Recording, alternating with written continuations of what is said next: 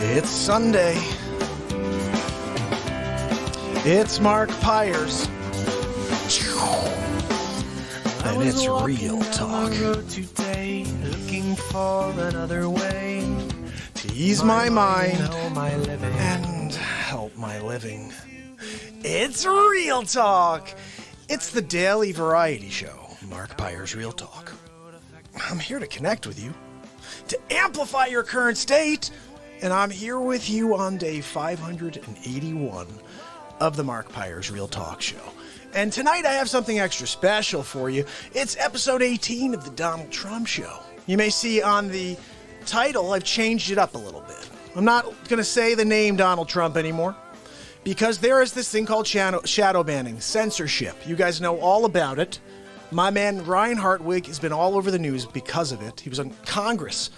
The House of Representatives the other day, they brought him up. In fact, he was in episode 17, that whole experience.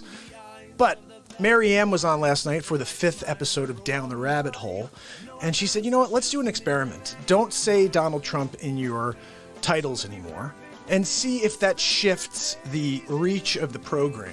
Because what happens when you put Donald Trump in anything, they limit the reach of that content. And I have a talk show that has a talk show within the talk show called the Donald Trump Show. So now we're going to call it TDT show, the Donald Trump Show, TDT. I like it, TDT show.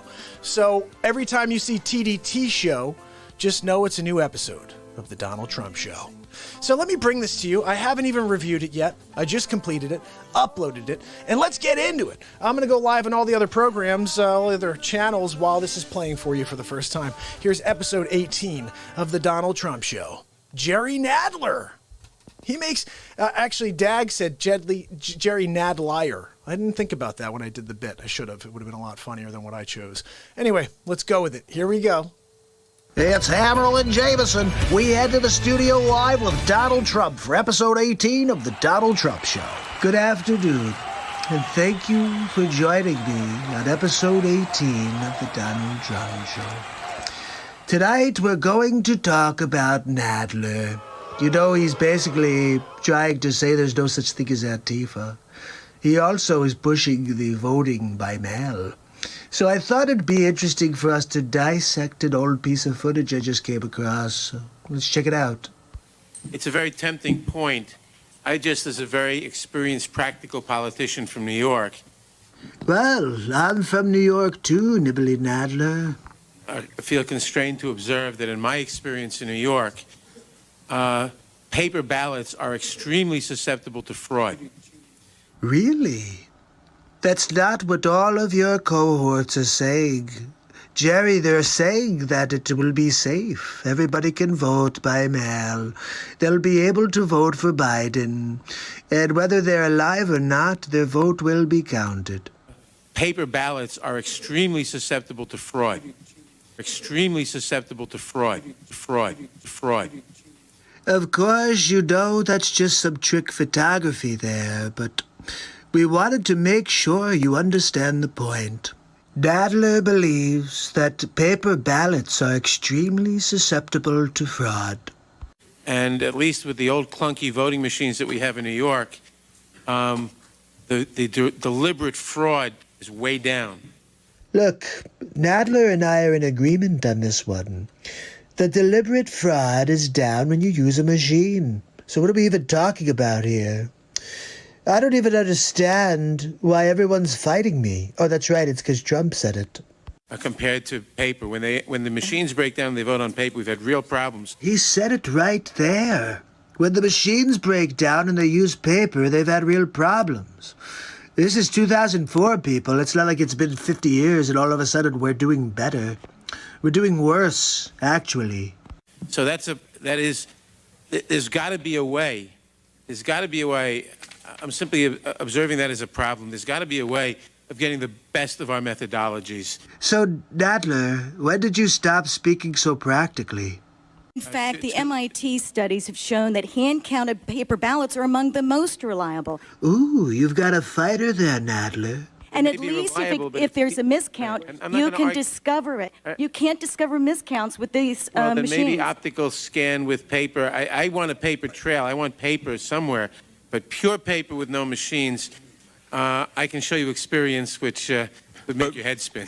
Back then, he could show you experience, make your head spin, but now they're like, hey, let's vote by mail. It's fine. There's no fraud. It's totally fine. We should just do it. Coronavirus, schmoronavirus. What's happening in Portland right now? There's riots. That's a myth. Wait, what's happening in Portland is a myth? I gotta hear more of this one. That's being spread only in Washington, D.C. Oh my goodness. It's a myth spread only in Washington, D.C. Holy cow. Tell us more about this myth, Nadler. Antifa in Portland? Yes. it Sir, doesn't there's cross videos the everywhere narrative. online. There's fires and riots. They're throwing fireworks at federal officers. DHS is there. Nadler the numbskull. Look, he probably thinks that they're shooting a motion picture film right now, and it's all a myth. Could be, maybe. You ever seen Argo? Look online. It gets crazy, Mr. Nadler. Jerry Nadler, living in denial, really. You can't save a soul like Jerry Nadler. He's a bad guy. Oh, yeah, look, we can't have paper ballots because they're bad news. There's fraud. But then as soon as his candidate is going to get demolished in the square by Donald J. Trump, oh, look, we should have some paper ballots. They're fine. There's no problems. Trump's crazy. Am I really? Well, maybe you should look at the facts. Look at your own commentary. Jerry No Good Nadler, really. Look, I'll see you tomorrow in the next Donald Trump show. Have a good night. Episode 18 of the Donald Trump Show is in the books. So, guys, thank you so much for the support, for continuing to pop in. I see you, Dagger, and Sig Sauer's on, and anybody else who's on over on Facebook or anywhere else, Twitch, Periscope, head over to YouTube, subscribe and ding the bell. We're about to play some music for you right now. I've been wanting to play, for a while I've been wanting to play like a good U2 song. And every time I go through, I get kind of like flustered because I'm looking and I don't know any of the songs. But right before we started, I opened up U2 and I saw the song I'd like to play, or one of the songs I really like, hearing and would like to try to play. So let's give it a shot and see how it goes. Again, just like every other cover I play for you guys, unless I've been playing it for years, I don't know it, I've never played it. This is one of them too.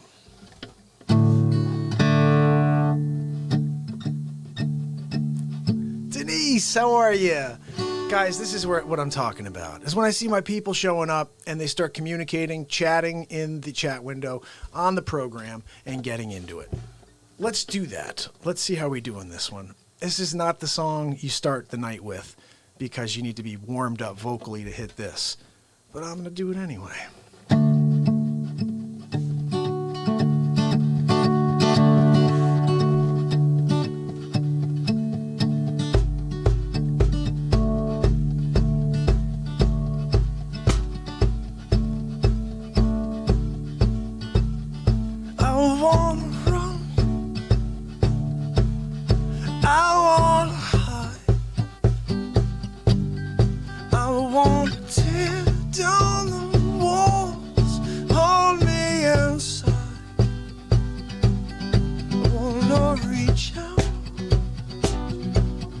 Touch the flame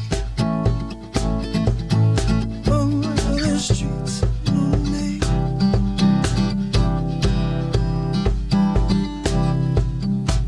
I wanna feel sunlight on my face, see the cloud disappear without a trace. I wanna take shelter from the poison rain, where the streets have no name.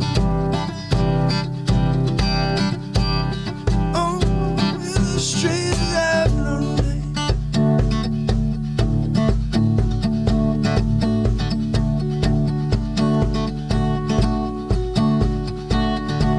We're still building.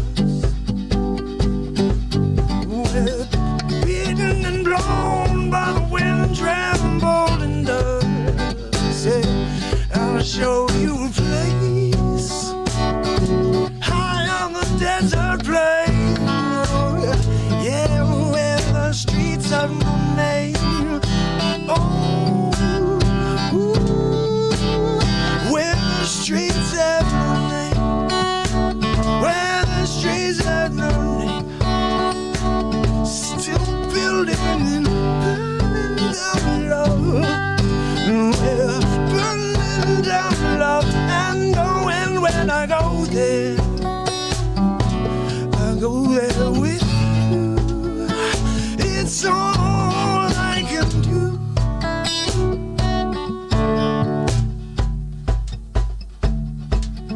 Our love turns to rust, beaten and blown by the wind, blown by the wind. I know how this part goes. Blown by the wind, blown by the wind. Go there with you. It's all I can do.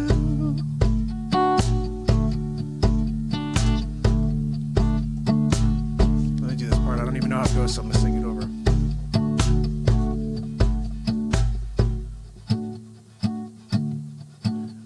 Our love turns to rust, and we're beaten and blown by. See, the chords don't seem right. I don't know. Like, maybe go back and just see what they looked like here.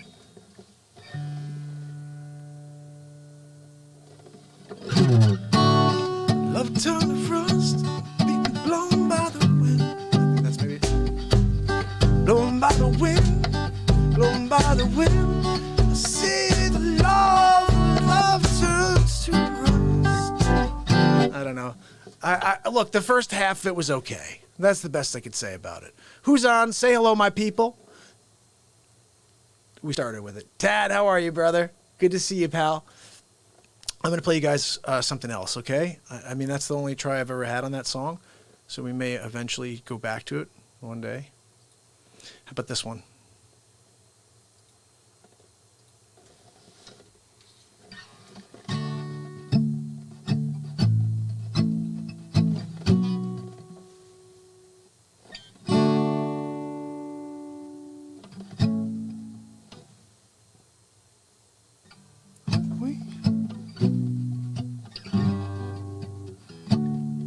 See the stars at your eyes. Let's see how it goes.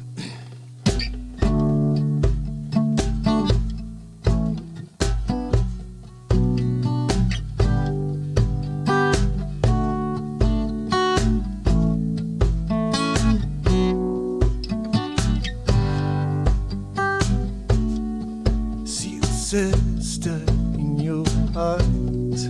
See the thorn twist in your side, and I'll wait for you. Sleight of hand and twist of fate, one bed of nails make me wait, and I'll wait without you. With or without you. With or without you. Through the storm we reach the shore. You give it all, but I want more, and I'm waiting for you. With or without you. With or without you, I can live. Oh, with or without you.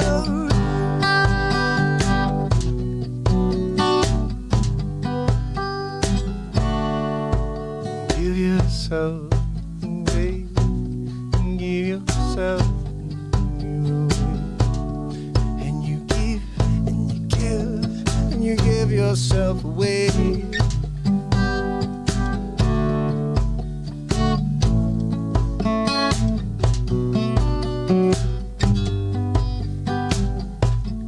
I don't know when he goes up. We're gonna have to figure it out.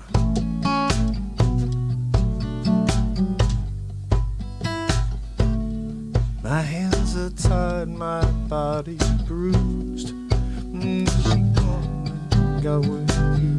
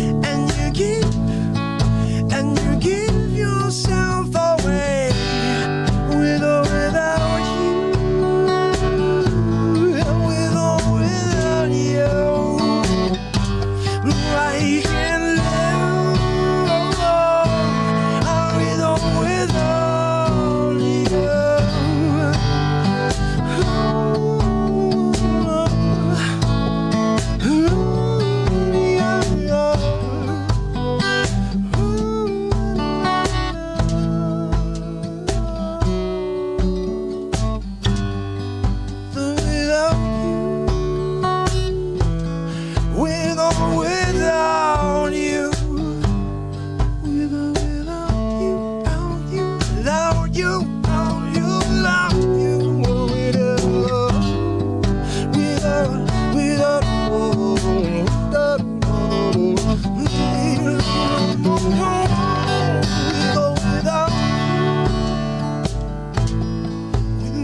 without you, yeah, yeah. I can't live, no, I can't live with or without you.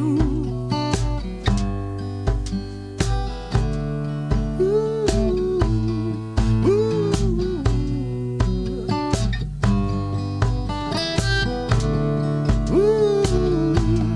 ooh, ooh, with or without.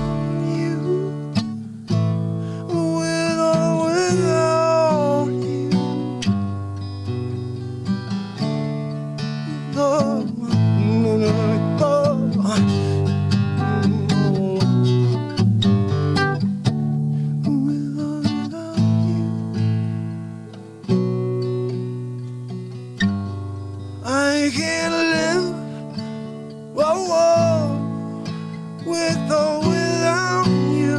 Whoa.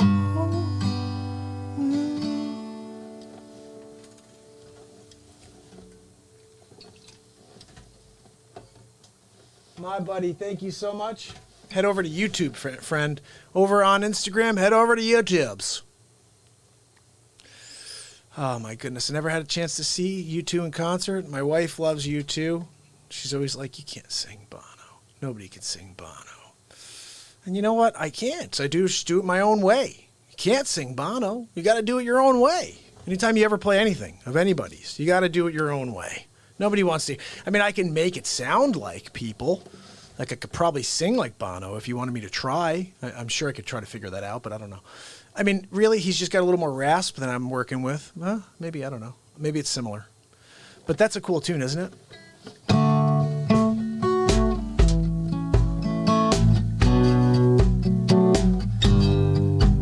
I can't live with or without you. That's kind of more like Bono.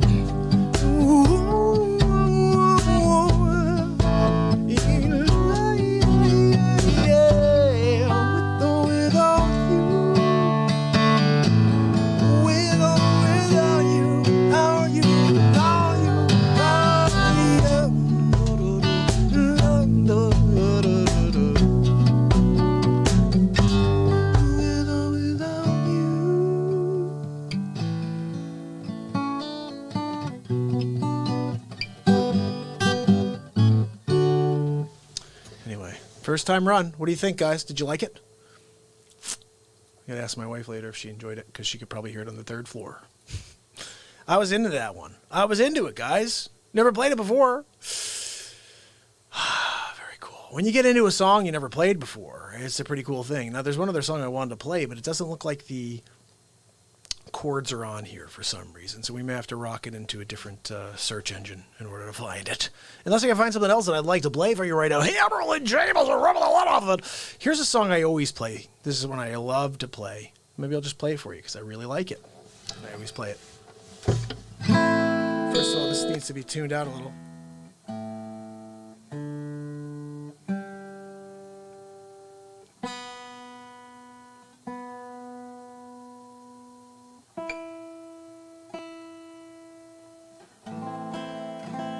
There's something off there.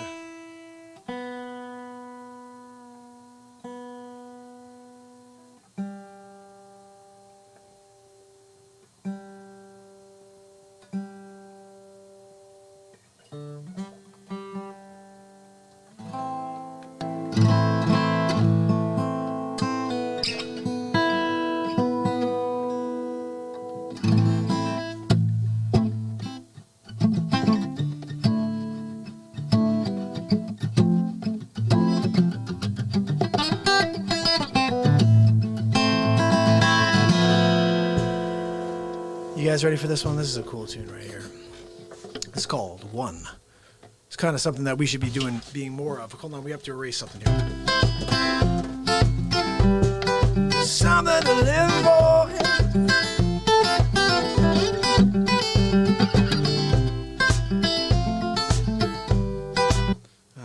erase it. We may play that song again tonight. Here we go.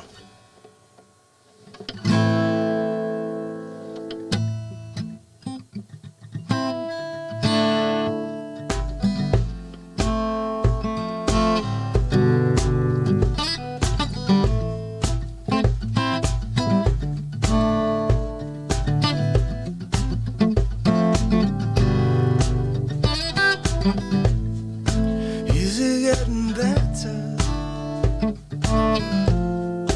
Do you feel the same? Will it make it easier on you? You got someone to blame. You say one love, one life. You need it in the night. One love, we get to share it. And it leaves you, baby, if you don't care for it.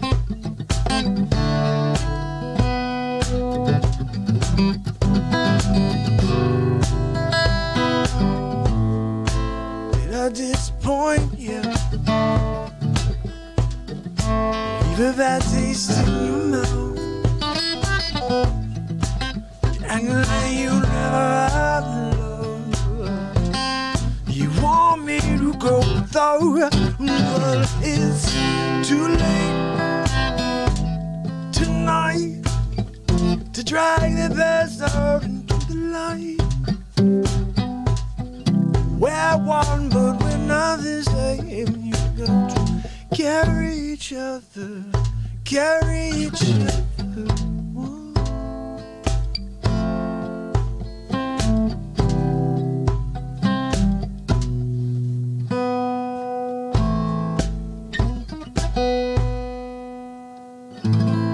It's just way out right now, guys. I can't play it when it's like that.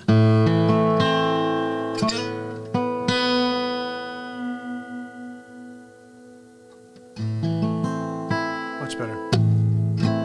Have you come here for forgiveness?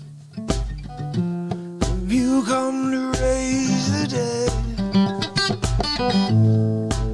You come here to Jesus, to the lepers in your head. Did I ask too much? More than a lot. You gave me nothing. It's all I got. Oh, we're one, but we're not the same. We hurt each other, and we do it again. You say, love is a temple. I know it goes. Love is a temple. Love,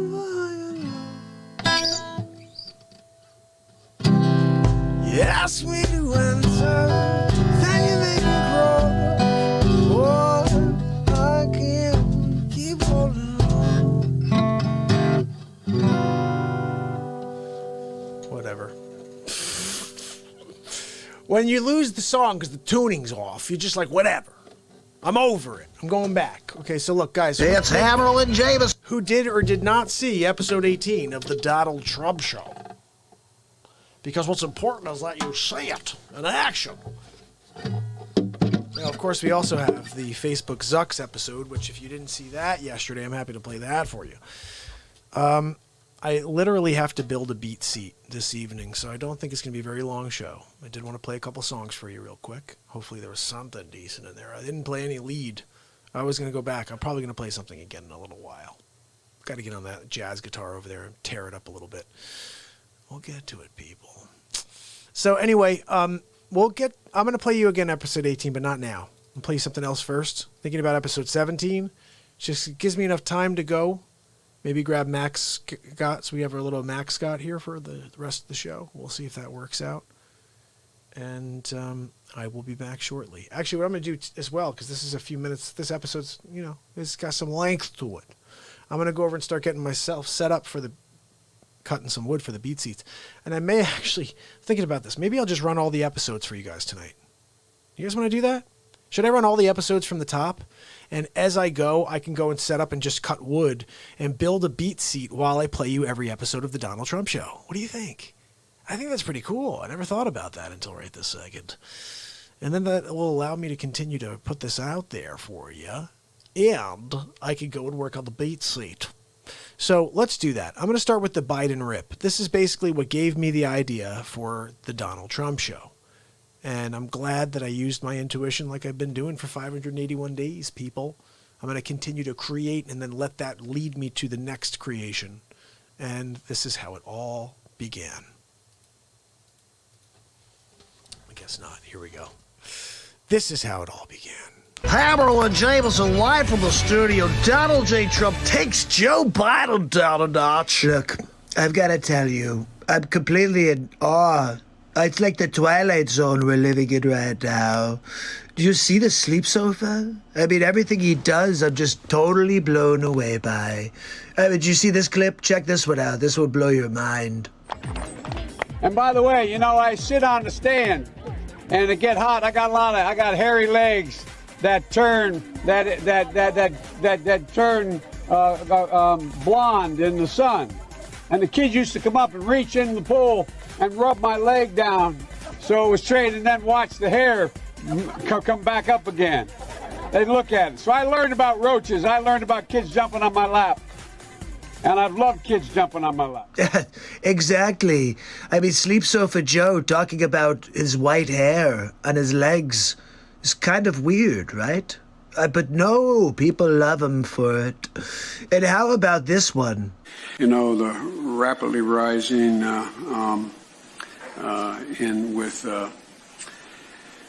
I don't know. I don't even understand how people could continue to support Joe Biden. He's halfway through the first sentence and he forgets what he's talking about. He's like, I don't know. I have no idea. I'm just kind of sitting here. Look, we're going to be in trouble if you have Sleep Sofa Joe in as president. Let's check out this final clip. Unnecessarily, now we have over 120 million dead from COVID. Can you believe this? Can you believe Sleep Sofa Joe?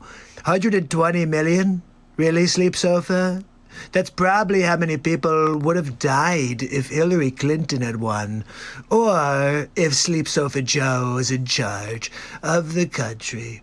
It's 120,000, which is 120,000 too many. You could thank the G-hole. That's right, President G-hole. It's all his fault. And we're going to get him to pay. Big league. I'm going to send him a bill. And with it will be a huge stamp right across the center that says, you're a G-hole. It's as clear as day. You're a G-hole. Look, I want you to understand something, President G. I was here when I was at the desk. You could have called me any day. Just said, Donald, look, we let this thing out. Just be prepared. Maybe you could go in your bunker or something and hide out because we're going to drop this thing on the World Big League. And if you're not ready for it, then the whole country that you are trying to govern will fall to crap. And they're going to use it to get you out of office. In fact, that's why I did it. I don't like how you're holding me to task. I have to pay more for products. You're going after NATO. Well, this is me talking about me, really, but this is what G-hole would say to me if I was standing in front of him. And then, of course, I would tell him, look, you know, in the United States of America, we call you President G-hole. That's right. Anyway. Oh, be quiet, jazz guitar. What I'm going to do for you guys, starting right now, episode 1. That was the intro. That was the Biden rip, which basically gave me the concept of the Donald Trump show. And each show, of course, has the introduction of Hammerlin Jamison, who's ripping the lid off the fake news. So here we go, guys. Episode 1 of the Donald Trump show, or we're calling it now TDT show, because we're trying to see if we can bypass the censorship. I realize every single day my titles say The Donald Trump Show, episode 18. And when I do that, every censor, they all censor the, you know, the conservative kind. Anything with Trump, they're going to censor, right? So if we change the name to the TDT show, on the menu where we have for the titles each day. You guys will know what's coming, but these jerks out there won't say, oh, let me censor this because it says Donald Trump. We don't want that to get out there. It could be something. Hammerlin Jamison introducing episode 1 of the Donald J. Trump Show. Look, I want to thank you for joining me on a brand new episode of the Donald Trump Show. That's right. We're going to be here every week delivering truth about the Biden campaign because no one's telling you what's really going on. I'm going to pull back the curtain and you're going to see what Joe Biden is really up to. Here we go. We choose science over fiction. We choose truth over facts. Will somebody please alert Mr. Biden that truth and facts are the same thing? I think he's been watching too much fake news on CNN. Okay, what else do we have from this blubbering train wreck? My name's Joe Biden. I'm a Democratic candidate for the United States Senate. Look me over. If you like what you see, help out. If not, vote for the other Biden. Give me a look, though, okay? Now, first of all, who's the other Biden? Who is the other Biden? I'm wondering because if it's Hunter Biden, he'll be in jail. But if there's another Biden, perhaps he can actually complete a sentence. That Biden I'd like to hear from. Okay, let's see what else we've got. Trust. Like his strange hold on Defense Secretary Ash Carter's wife, Stephanie. Sleep Sofa Joe has been doing this for years. He's a creeper. And we're going to put a stop to him. I like the way your hair smells. Let me give you a little kiss here. And can you believe? Look at how he's touching that little girl. Honestly, I'm a little worried about that little girl. Sleep Sofa Joe has been doing all kinds of racist things for years. I'm just going to show you a few of the clips. Take a look at this one, for example. You cannot go to a 7-Eleven or a Dunkin' Donuts unless you have a slight Indian accent. I'm not joking. Look, I'm surprised you guys are fine with hearing Joe Biden say you need an Indian accent in order to go to Dunkin' Donuts. Yeah, I've been to Dunkin' Donuts many times. I don't have an Indian accent. But let's continue on. I have a lot more to play for you. Now check out this clip, for example. Poor kids are just as bright and just as talented as white kids. Racist Joe strikes again. Poor kids are just as talented and bright as white kids? What does that even mean? This is getting good, guys. What's next? Play the radio. Make sure make sure you have the record player on at night. Really, Joe? That's a good idea. We'll get the record player out. How about we go and actually light a fire and we do smoke signals? How about that? What do we have next from Sleep Sofa Joe? Think about it. We hold these truths to be self-evident. All men and women created by you know the thing. The question is, do you know the thing, Joe? Do you know the thing, Sleep Sofa Joe? The thing, Joe, is that we are all created equal. That's right. God is the creator of all, not Satan and your adrenochrome. Okay, let's get one more at least. How about one more? I'm not going to be a mule. I got something to do. I got to go do boom, boom, boom. Did Sleep Sofa Joe just say he has to go do a poop-a-doop? I think he said it right in front of his crowd. I would never say that right in front of my crowd. If I'm going to take a poop-a-doop, I'm doing it on my own time, not in front of people. I don't know. It's a little weird there. Look, let's give him a chance to redeem himself. One more, okay? You got more questions, but I tell you, if you have a problem figuring out whether you're for me or Trump, then you ain't black. Wow. Really? Look, I'm not sure what else to say after watching that ridiculousness. But that's Sleep Sofa Joe. Are you going to vote for that guy? How about you? Look, if that's the case, this world's crazy. Ha ha ha. Buffers, how are you, buddy? Thanks for tuning in. And I'm glad you're getting a kick out of these episodes. This is basically my creation, The Donald Trump Show. I do celebrity impressions for everybody, but because Trump is so polarizing, he's the figure everybody gets into, I use my Trump impression to try to create some good in this world, try to make people laugh. Because bottom line is everybody's crap. There's so much garbage out there, so much negativity. I'm going to rise above it and make people laugh with what's going. Look, the guy's hilarious. I don't care what you say. okay? He's very funny. Whether you like him or not, you should watch just to get some comic relief. And every once in a while, he'll just say something that makes you very much like laugh, belly laugh. Melania, remember that time I made the... Melania, are you on my gold toilet again? I told you, you can't take poops on my gold toilet, okay? She's got a Slovenian poop, and it could eat away at the gold. I won't allow it. It's my pooper, okay? I'm going to use it. And not Melania. She doesn't like that, though. Buffers, I would love it if you came over to YouTube and join us, buddy. I have to tell you, that's, I think, where Sig came from. I think that's where Dad came from. I think that's where Tad came from. They all started on D-Live, and we join up on YouTube on a daily basis. Poop-a-doop, that's right. Buffers, you know all about it. Look, he's going to have to take at least 5 poop-a-doops every time he goes on a road trip. And he'll forget about 4. He'll be like, look, I took a poop-a-doop, right? Be like, no, Joe, you took 5 poop-a-doops. He'll be like, what? What's for dinner? Your poop-a-doop. We're going to put it in a sandwich for you and feed it to you. You're going to think that it's actually chili. That's the crazy thing about Sleep Sofa Joe. When they run out of food, they just feed him his own poop. He's like an old dog. You could treat him like he's an old dog, really. Oh, thanks, Clark. Clark, you guys are awesome. Listen, you guys got to head over to YouTube. Join us over there. That's where my buddies are right now. And I'm going to play you guys episode 2. You ready for it? So that's the first episode. Listen, there's 18. I've done 18 of them so far, and every day I do a new one. So head to YouTube, subscribe and ding the bell. Join us. I'm live every day for the rest of my days. I know that sounds crazy, but I'm going to do it because this world needs some positivity. And you know what? We can stay positive and be funny. I don't think we have to destroy people. Although we have to destroy Sleep Sofa Joe. We're going to have to do it. So here we go, episode 2 of the Donald Trump Show. Winning Big League. It's Hammerlin Jamison introducing Donald Trump for episode 2 of The Trump Show. Thank you. Thank you very much for joining me on episode 2 of the Donald Trump Show.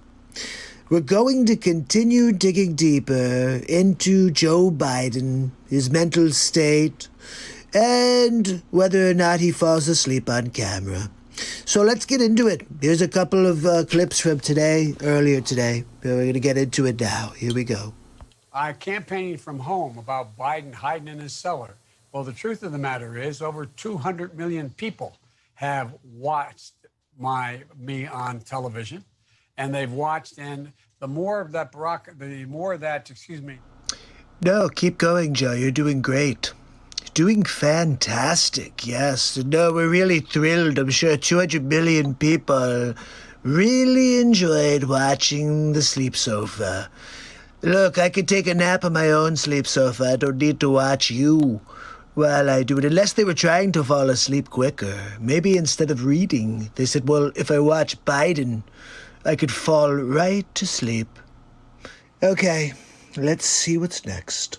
I've been down to Virginia. I've been around the country, but I do it responsibly, and I don't hold rallies because it is the reason why we're in such trouble by not listening to the experts and the scientists about social distancing and wearing masks, which I never do when I walk outside of this house.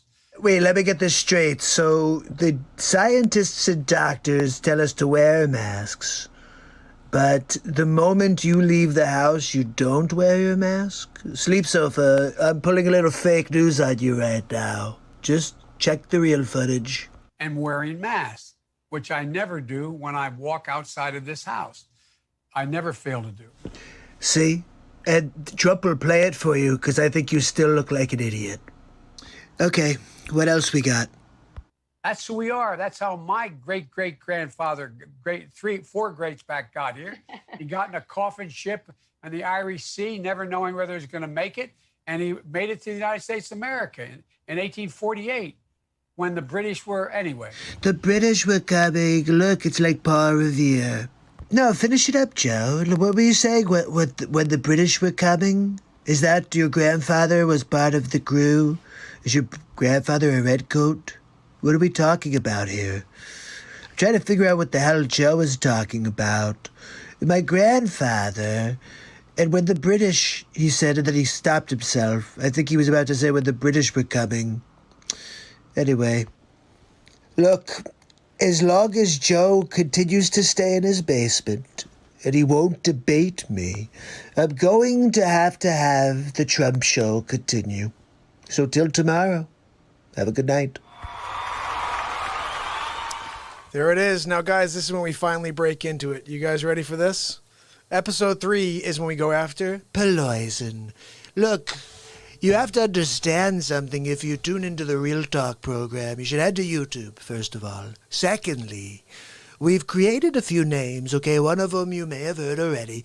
President G-Hole. He's a G-Hole. I don't care. When I see him, I'm going to tell him to his face, you're a G-Hole. You should have told us, okay? Number 2, Fluhan. Hello, it's not the China flu. It's not the Chinese flu. It's not the Kung flu. It's the Fluhan. Why isn't anybody calling it what it really is? It's the Fluhan. Number 3, Nancy Pelosi is poison. And my friend on here said you mean Peloison? Yes, that's right. Nancy Pelosi. Everything she touches turns to poison, so she's Pelosi. And then, of course, we rounded out with Sleep Sofa Joe. Sleep Sofa Joe Biden, he comes in 7 different fabrics and colors. My favorite model is the Senator. It's very lumpy, and it comes and it has a 44-year warranty. You can check me on the YouTubes. Buffers, go to the YouTubes. You're going to see Joe. You're going to see me on the YouTubes.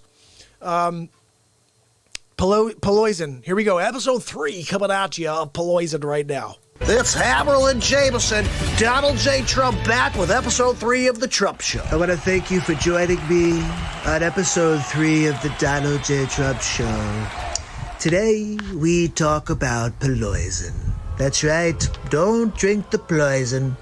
It's going to kill many people more than coronavirus. Yeah, poison. That's right. Nancy Pelosi. Yeah, I'm sorry. Some people don't know that we do call her poison. Let's take a look at this clip here. I want you to hear what she has to say. You demonize, and then we call it the wrap-up smear. If you want to talk politics, you call it the wrap-up smear. Let's be honest, Nancy. You know nothing about politics. And wrap-up smear? Really? That's what you've been doing to me? Sounds like something you got from your OBGYN. But whatever. You smear somebody with falsehoods and all the rest, and then you merchandise it. I'm sorry, Nancy, can you say that one more time? What was that? You smear somebody with falsehoods and all the rest, and then you merchandise it. Look, she's creating fake news. She told the reporters, you create a story. Let's get back to this clip. And then you write it. Can you freaking believe this? And if they see it's reported in the press that this, and this, so they have that validation that the press reported the smear. You write the story after we report the falsehoods, and it becomes a validated story by the news, by you, the fake news garbage. It's called the wrap-up smear. Now I'm going to merchandise the press's report. Also, when she says merchandising it, who is she, Mel Brooks from Spaceballs? Spaceballs the flamethrower. Yeah, okay, Poison, whatever. Now I'm going to merchandise the press's report on the smear that we made. And it's a tactic.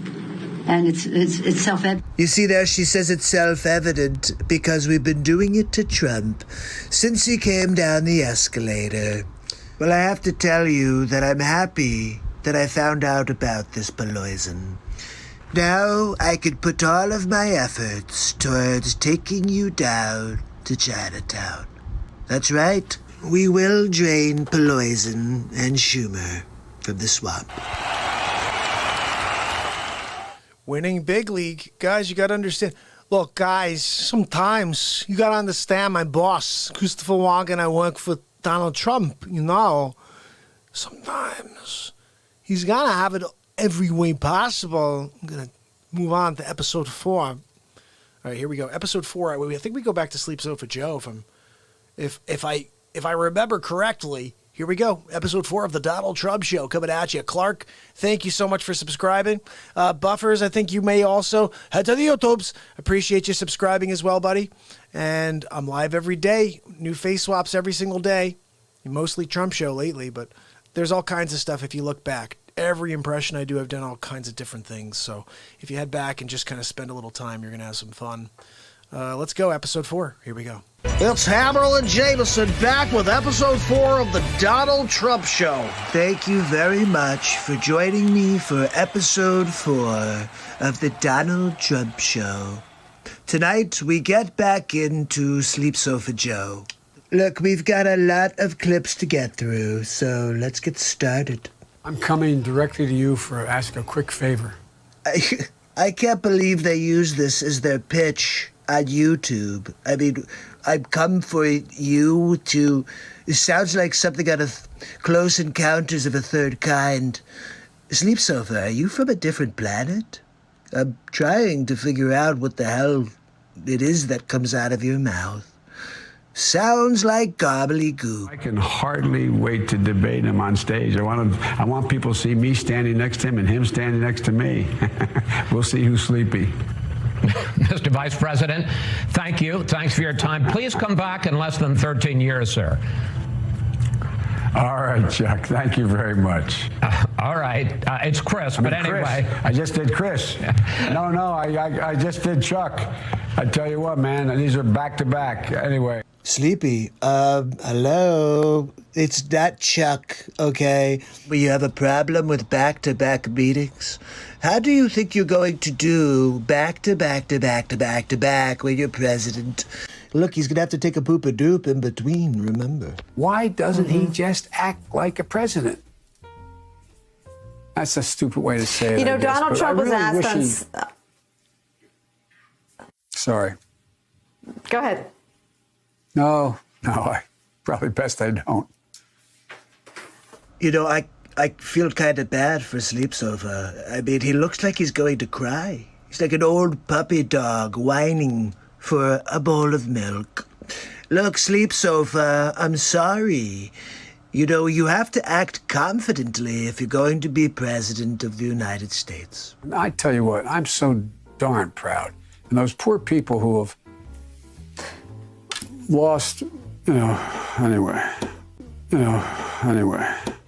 This is your brain on drugs. That's right. Any questions? I would see to it immediately moving toward, we're in fact in a position now that if in fact we dealt with mitigation across the board, just what we did in the last administration and before, leading to a standard that we provide efficiency for appliances. Have you ever seen that scene in Scanners? It kind of reminds me, I wonder if they're going to do, you know how they keep doing, we're doing Jaws over. You think they'll do Scanners over and maybe have Sleep Sofa Joe in his, one of the lead characters? I would watch that, even though he makes me want to fall asleep. I'm ready on day one after more than 3 years in office. Why isn't Donald Trump ready?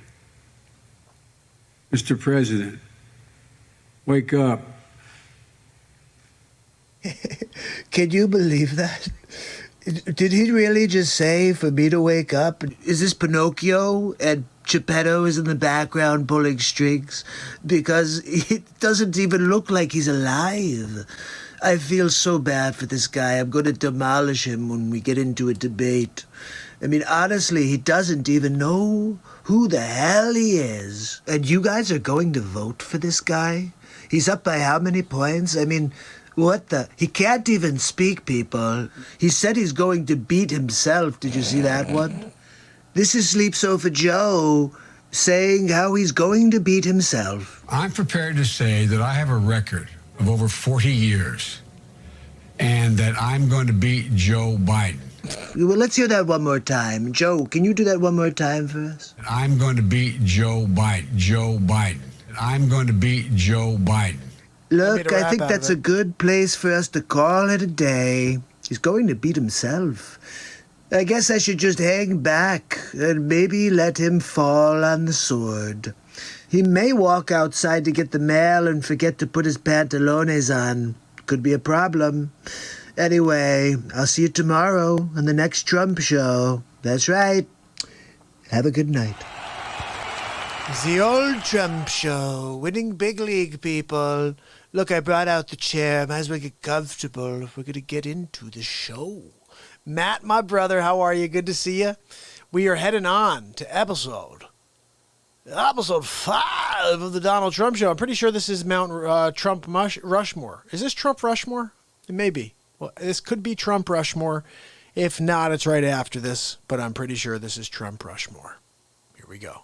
It's Hammerlin Jamison live from Mount Rushmore. Donald Trump for episode 5 of The Trump Show. Thank you.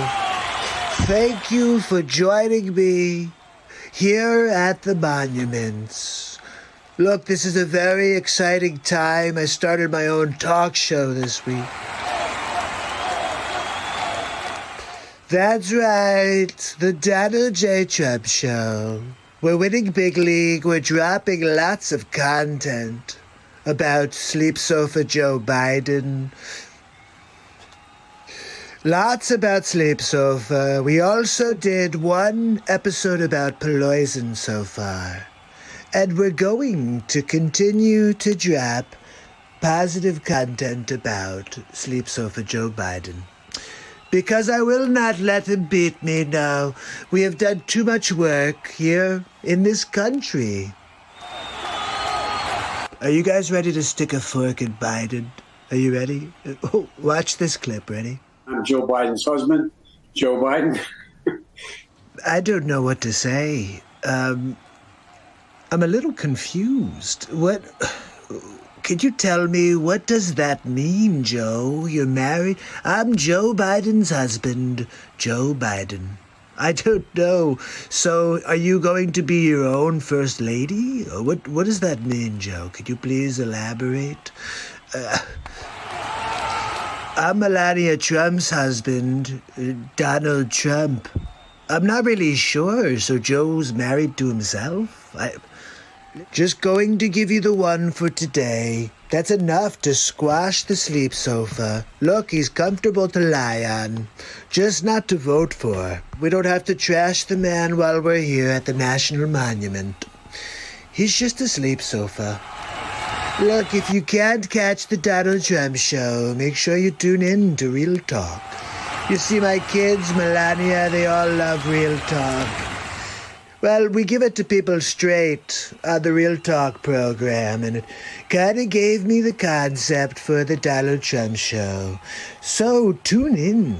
Every night I'll be on either my show or the Real Talk show. I'm going to drop content for you because the fake news is not letting the Trumper breathe. That's right. It's trying to shut down the Trump. Look at that beautiful monument. They're going to put my face right next to George Washington there. Perfect spot. They're going to have my tie. It's going to go all the way down to the ground. So Democrats will hit their faces on it every time they walk by. I love that line about the freaking face on the Mount Rushmore. Oh, look, they're going to put my face right next to George Washington. They may actually make mine the full body, so people can go to the bathroom. Through my legs will be the way to the toilet. We're going to have a gold toilet there. Melania will be in there welcoming people with her Slovenian accent. Hello. It's very cute. Anyway, okay, guys, so episode 6 is coming up. I'm pretty sure this one's back at the White House. Or maybe at the Vatican. I'm not really sure. We're going to have to check this one out. Episode 6 of the Donald Trump Show. Hammerlin Jamison ripping the lid off the fake news. Here we go. That's Hammerlin Jamison live from the studio. Donald J. Trump joins us from Washington, D.C. Thank you very much. Thank you for joining me on episode 6 of the Donald Trump Show. That's right. I'm here in Washington. Sometimes people think it looks like the Epcot Center. No, the Pope is not back in that building. It's Donald Trump's home. In the process of fixing the dome. I think it's about time we get back to Sleep Sofa Joe. Sometimes we call him Bumbling Biden. I'm not sure what I feel like calling him today. Let's see what Bumbling Biden has to say. I just love them both. I just love Sleep Sofa Joe. He's a bumbling Biden sleeping on the sofa. So, let's see what we've got today. I propose, and I'm going to digress slightly. We're in a situation. Every time I think to myself, well, there's no way it could get any worse, they show me another clip. This is Sleep Sofa Joe, bumbling Biden. Take a look, people. Well, folks, eliminate one tax loophole out of $1.6 trillion worth. $1.4 trillion worth. Well, which is it, Joe? Out of $1.4 billion. It's hard to even say it, it's so much. Really? Joe, you want me to get a calculator for you? Here, why don't you use this calculator, see what you come up with. It costs a lot of money. It cost about $740 billion over 10 years. 740 billion. Wow, Joe. That's a phenomenal amount of money. Do you want that in Monopoly dollars? If you agree with me, go to Joe 30330 and help me in this fight. Well, Joe, if it's a matter of dialing 30330 in order to help you fight the battle against Alzheimer's, I'm in. Okay, what else we got? And they'd say to you, take my shotgun. I said, I have 3. I now have 5 because my son died and I have 3 of his. I have 5 shotguns. Oh, so close, Joe. So close. 3 plus 3. So close. You did not form it as a question. It's also not 6. I know I'm called middle class, Joe. It's not meant as a compliment. Means I'm not sophisticated. I'm sorry, Sleep Sofa. I hadn't heard that one. Middle class Joe. I've heard creepy Joe. I've heard bumbling Biden. I've heard Sleep Sofa Joe, Sleepy Joe. I've heard about a terrible cup of Joe. It's more like out of gas Joe. Out of gas Joe. That's episode 6, guys, which I really enjoyed. You realize we still have 12 more of these, right? And they just get better. I just want you to know they get better from here, not like they get worse. It's the craziest thing in the world. First of all, I want to say thank you to Matt. I appreciate you, buddy.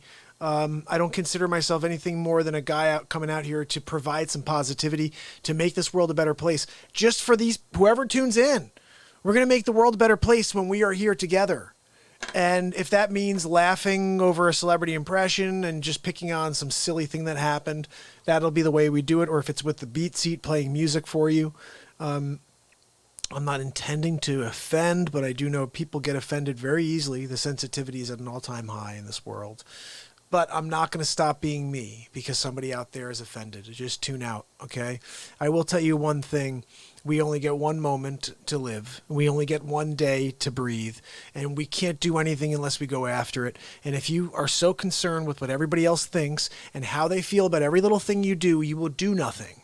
You need to act on your intuition. You need to drive for an imaginary finish line that nobody else can see but you. And you just go. It doesn't matter what anybody says because the noise is loud. But if you put your headphones on, you could just keep going.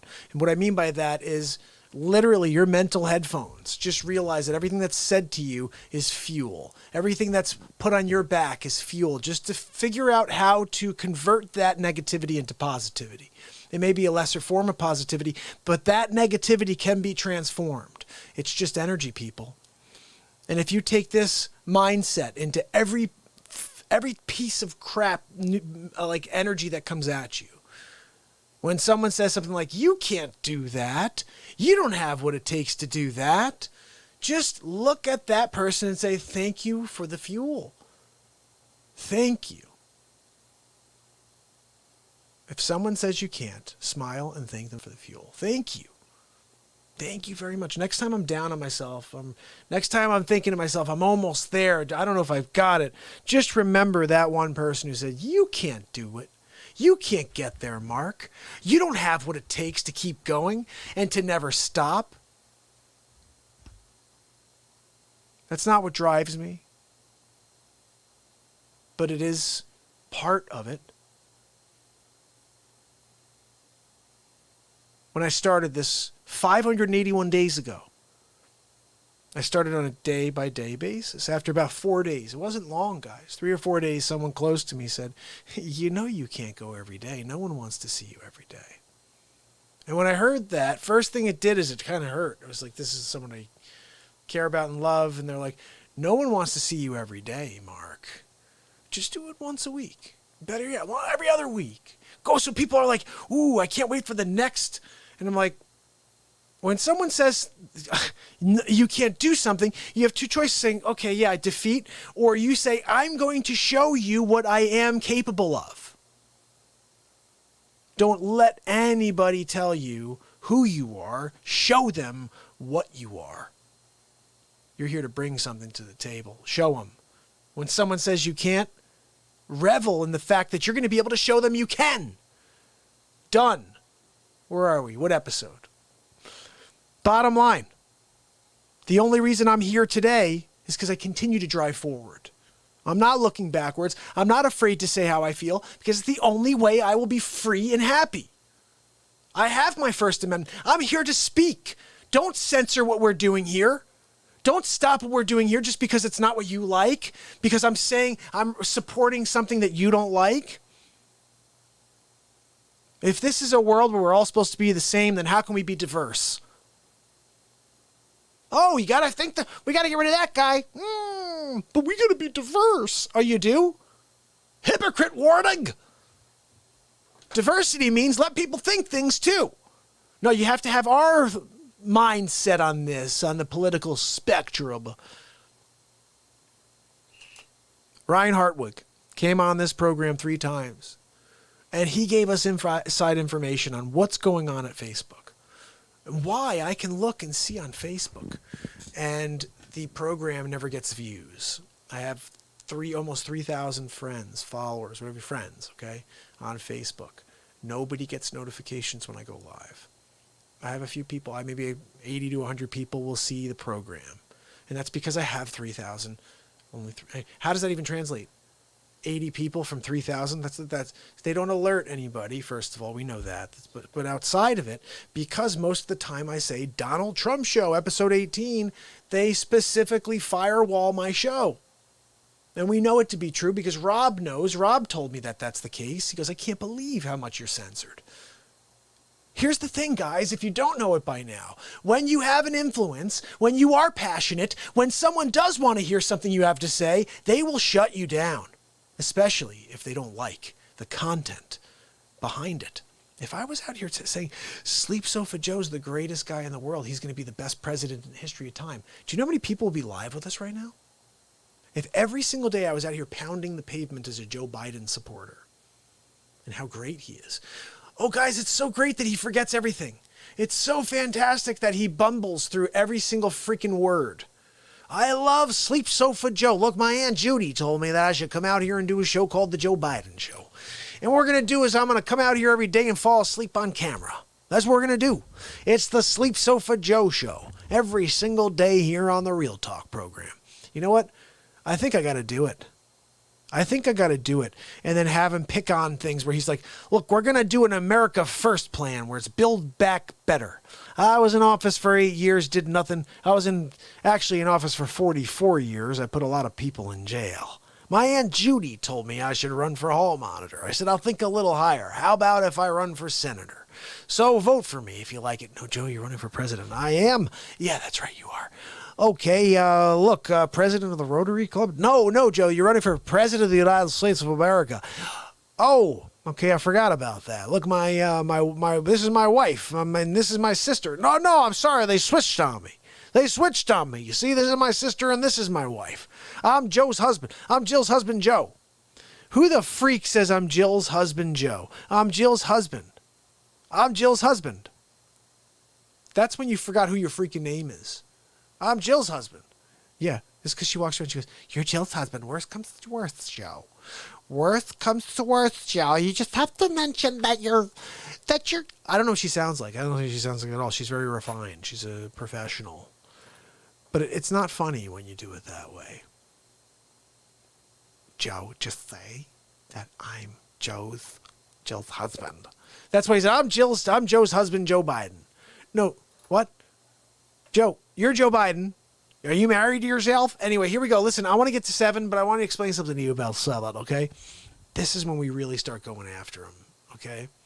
This is when the show takes a different turn. You'll see what I mean. Here we go. Hammerlin, Jamison, live from the studio. Donald Trump joins us for the 7th episode of The Donald Trump Show. Thank you very much for joining me on episode 7 of The Donald Trump Show. We're going to get right into it today. I've got a lot more on Sleep Sofa Joe. That's right, we're calling him Bumbling Biden as well now. So let's get into it. What do we got? First clip of the show. You gotta, I mean, we gotta reassure. Look, here, my message to everybody I talk to is we're gonna get through this. Are you sure, Joe? It looks like you can't even get through a sentence. We provide a Medicare option. That's exactly what Rap Rock and I talked about in the beginning. I'm sorry, did he just call Barack Rap Rock? I didn't realize he had a pet name for Barack Obama. Hey, Rap Rock, let's get together and go and talk about that foreign policy. Hey, Rap Rock, you want to get together and play some basketball? Hey, Rap Rock, could you make me a PB&J? Absolutely hilarious. I made a mistake. I said it 14 years ago. I trusted George Bush to keep his word. He said he was not going to go into Iraq. This is when it gets really interesting. You ready? Only way we're going to get rid of Saddam Hussein. And it's going to require guys like you in uniform to be back on foot in the desert, taking taking Saddam down. Wait, I'm sorry, but didn't you just say that you were against the war, Sleep Sofa? I think he's losing his memory again. From the moment shock and awe started, from that moment, I was opposed to the effort and I was outspoken. Let's take a look at Outspoken Joe. Yes, maybe we'll call him Outspoken Joe if it's good. Let's see. Some of my own party have said that it was a mistake to go to Iraq in the first place. But the cost of not acting against Saddam, I think, would have been much greater. The President of the United States is a bold leader, and he is popular. No, after that clip, that's it. We're going to call him Backtrack Biden. That's right. He backtracks. He said that he didn't support the war, that he's talking about George Bush like they're best friends. I'm not sure what's true with Sleep Sofa Joe. When I marched in the civil rights movement, I marched with tens of thousands of others to change attitudes. And we changed attitudes. When I was about the age of the guy standing over there, I got involved in the civil rights movement. And now, the truth. I was not an activist. I was not out marching. I was not down in Selma. I was not anywhere else. Okay, so basically, Sleep Sofa Joe never did any actual protesting, although he's been campaigning on it for his entire career. The first year in law school, I decided I didn't want to be in law school and ended up in the bottom 2/3 of my class, and then decided I wanted to stay, went back to law school, and in fact ended up in the top half of my class. Look, I really want you to pay attention to the detail in this video right here. I think I probably have a much higher IQ than you do, I suspect. I'm pretty sure that your IQ is a moving number, Sleep Sofa. I went to law school on a full academic scholarship, the only one in my class to have a full academic scholarship. So let's get to the truth. Senator Joseph Biden may have more explaining to do. The new questions stem from taped remarks of Biden during an April campaign appearance in New Hampshire. And in fact ended up in the top half of my class. I won the International Moot Court competition. I was the outstanding student in the political science department at the end of my year. I graduated with 3 degrees from undergraduate school and 165 credits, only need 123 credits, and I'd be delighted to sit down and compare my IQ to yours if you'd like, Frank. If I could say one thing. Look, the facts are Sleep Sofa Joe was a terrible student. Biden now concedes he did not graduate in the top half of his law school class. He didn't? That he does not have 3 degrees from college. He doesn't? And that he was not named outstanding political science student in college. Really? Newsweek says Biden actually went to school on a half scholarship, ended up near the bottom of his class, and won only 1 degree, not 3. I'm sorry. I can't stop laughing. Back then, I guess they didn't fact-check you in real time. That must have been a couple weeks later. So funny. Now Biden says Newsweek is right. His memory had failed him. Sleep Sofa Joe makes up things. Bumbling Biden. Did you hear him bumble there? He's a bumbler. Bumbling Biden strikes again. I told you, it starts to get a little real. It starts to get a little real here. We're really going after the Sleep Sofa at this point. Episode 8, another one. This one. I forget what this one exactly is, but episode 8. Here it goes. Coming at you. We're almost there, guys. Ish. Not really at all. Live at the studio, it's Hammerlin Jamison. We're back with another episode of The Donald Trump Show. Thank you very much for joining me for episode 8 of The Donald Trump Show. That's right, we're cooking along here. Today we're here to talk about Joe Sleep Sofa, bumbling Biden. We've been kind of going through his exploits over the years. What has he done? Has he done anything at all? You know, one of the problems we have today is overpopulated prisons. That's right. And it all started with Joe Biden. I'm going to show you how we are where we are right now. Let's roll the tape. It doesn't matter whether or not they were deprived as a youth. Look, he's talking about inner cities, black communities, minorities, and they all vote for him still. I don't get it. He doesn't want you to advance. He wants you to stay down, so you need the sleep sofa. You don't need a nap on the sleep sofa. It doesn't matter or not whether or not they had no background that enabled them to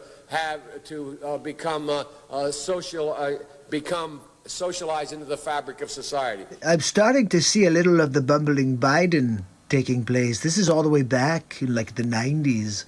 It doesn't matter whether or not they're the victims of society. Wait, bumbling sleep sofa. I thought that being the victim was your platform. Now all of a sudden it doesn't matter if they're the victims of society. The end result is they're about to knock my mother on the head with a lead pipe. Ouch. Shoot my sister. Look out. Beat up my wife. Let's be honest, Sleep Sofa. That one's you when you open up the bottle of Irish whiskey. Seems a bit odd that all of Joe's family's being attacked in the streets. They must be taken off the street. The whole point of the bill was to keep people down, so they feel like they always need help. They don't teach people how to fish, they give them the fish. Tens of thousands of them, born out of wedlock, without parents, without supervision. When was this filmed? Yesterday? Without any structure, without any conscience developing. Definitely filmed in the last couple weeks. And he's talking about Antifa, right? They literally have not been socialized. Isn't he talking about Antifa? They literally have not had an opportunity. So let me get this straight. Instead of providing opportunities, you just decided to lock everybody up. We should focus on them now. Classic. Really? Sleep Sofa Joe is talking about fixing the problems, never fixed the problems. He had 8 years in office, and it's been almost 30 years, and they've done nothing since then. If we don't, they will, or a portion of them will, become the predators 15 years from now. Predators? Is that like a follow-up to the Arnold Schwarzenegger movie? And Madam President, we have predators on our streets. I wonder if that's where Chris Hansen got his start. Again, it does not mean because we created them that we somehow forgive them or do not take them out of society to protect my family and yours from them. It sounds like only Biden's life matters. And it's a sad commentary on society. We have no choice but to take them out of society. Can't you see? Every 2 years, he panders for a vote, and he's the guy who put them all in jail. But they are in jail, away from my mother. Sleep Sofa, do I detect an Oedipal complex? Your husband our families. Divide and conquer. It's the Democrat way. Sleep Sofa Joe Biden has been telling people one thing for years and doing the opposite. Just remember, and tune back in tomorrow on the next Donald Trump show. Have a good night. Guys, this is when it kicks into like super high gear and it's close to it. Okay, this is episode 9 coming up. This is the Great Wall of Trump, which also pushes on a lot of buttons. Okay, this is what I would say where it gets like really, really like this becomes. These are power episodes coming up. Check this out. Here we go. That's Hammerlin Jamison live from the studio. Donald Trump with episode 9 of the Donald Trump. Thank you very much for joining me. Episode 9 of the Donald Trump Show. That's right. We're going to get into it today. I've got a lot to share with you. Border wall. Everybody's always saying, Trump, when are you going to build the border wall? We're building the wall. But they gave me such a hard time. Such a hard time. The President of the United States, having failed to get Mexico to pay for his ineffective, unnecessary border wall. We'll get back to Schumer and Pelosi after some other clips. I think you guys may like these others, and we'll put it all into perspective. It's Trump Show. I'm just going to show you how other presidents felt about immigration. The bill before us will certainly do some good. Well, let's start with that. He says he wants to do some good. Let's see what's next. It will authorize some badly needed funding for better fences and better security along our borders. Holy cow. Obama wanted to put up a fence. Nobody cares. I want to build a wall stronger. They have a problem with that. We're talking Three Little Pigs, people. He wants to use a fence. I'm talking about a wall that the big bad wolf can't blow down. The fence is now basically complete. Wow, Barack, you got 5 years out of that fence. Good job. We had to start building an actual wall because what you did was crap. Maybe they'll need a moat. Or maybe they'll need a wall. Maybe they want alligators in the moat. Now that one I have to give Barack. That was hilarious. Still, I'll take the wall. Every place in this country are rightly disturbed by the large numbers of illegal aliens entering our country. Bill Clinton says illegal aliens and everybody applauds and they get behind him. But Trump does, and they call him a xenophobe and a racist. The jobs they hold might otherwise be held by citizens or legal immigrants. The public service they use impose burdens on our taxpayers. You see, they're always with you when they need the vote. But as soon as they get in office, they turn on you. Get used to it, people. It's the way it's always been with the Democrats. That's why our administration has moved aggressively to secure our borders more. Can you believe that? By deporting twice as many criminal aliens as ever before. Maybe I should hire Bill to say his words / my words on the campaign trail. I voted for a fence.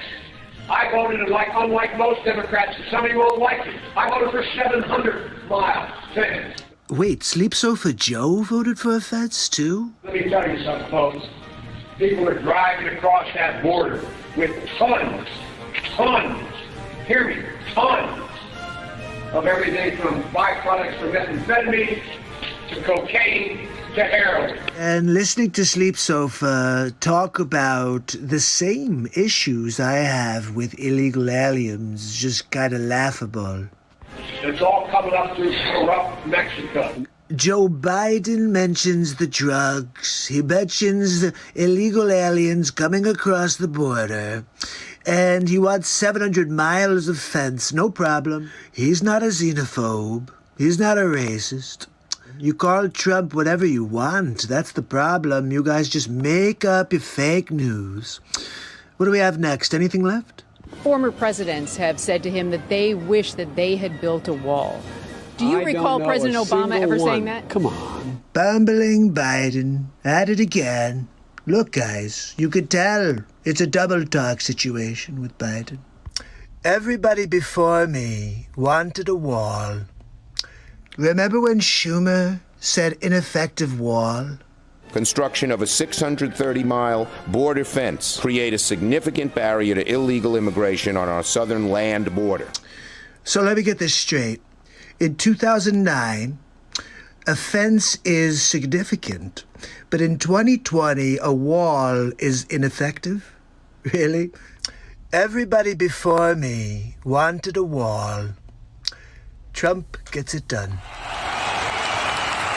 So it comes down to at the end of the day, I guess. So check this out, guys. We're moving right along. I'm going to cut some pieces to the BeatSeat on this next one because this is where it gets crazy. This is How Sour Is That Don Lemon? Episode 10 of The Donald Trump Show. I was just realizing this. When I get to episode 20, I'm going to do a night where I start from the beginning. I'm not going to talk to anybody. Unfortunately, guys, I love you, but I'm going to just run through every episode and do like a show so then I can pop it out. It would be pretty cool if I could somehow get in touch with Trump and have him do the in-betweens. So just like I'm doing, but as him. I may do face swaps in between each one and make this an actual movie. That's what I'm thinking. Anyway, episode 10, here we go. How sour is that Don Lemon?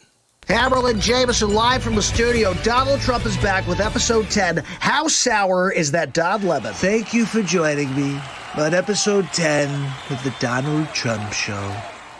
That's right. Today, we're going to continue our journey, destroying fake news. Today, we're going to look at CNN. Don Lemon.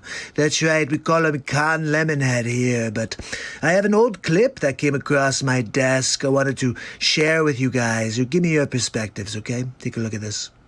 It got some, many on the political right, wondering why the so-called liberal media wasn't talking about other problems in the black community.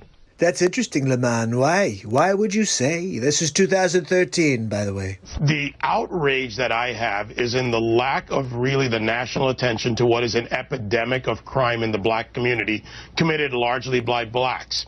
These are the same stats we're talking about now, and everyone calls us racist for bringing up. Why aren't we talking about it? Good question. Actually, that's not a good question. We've talked about it many times on this show. You have? And on CNN.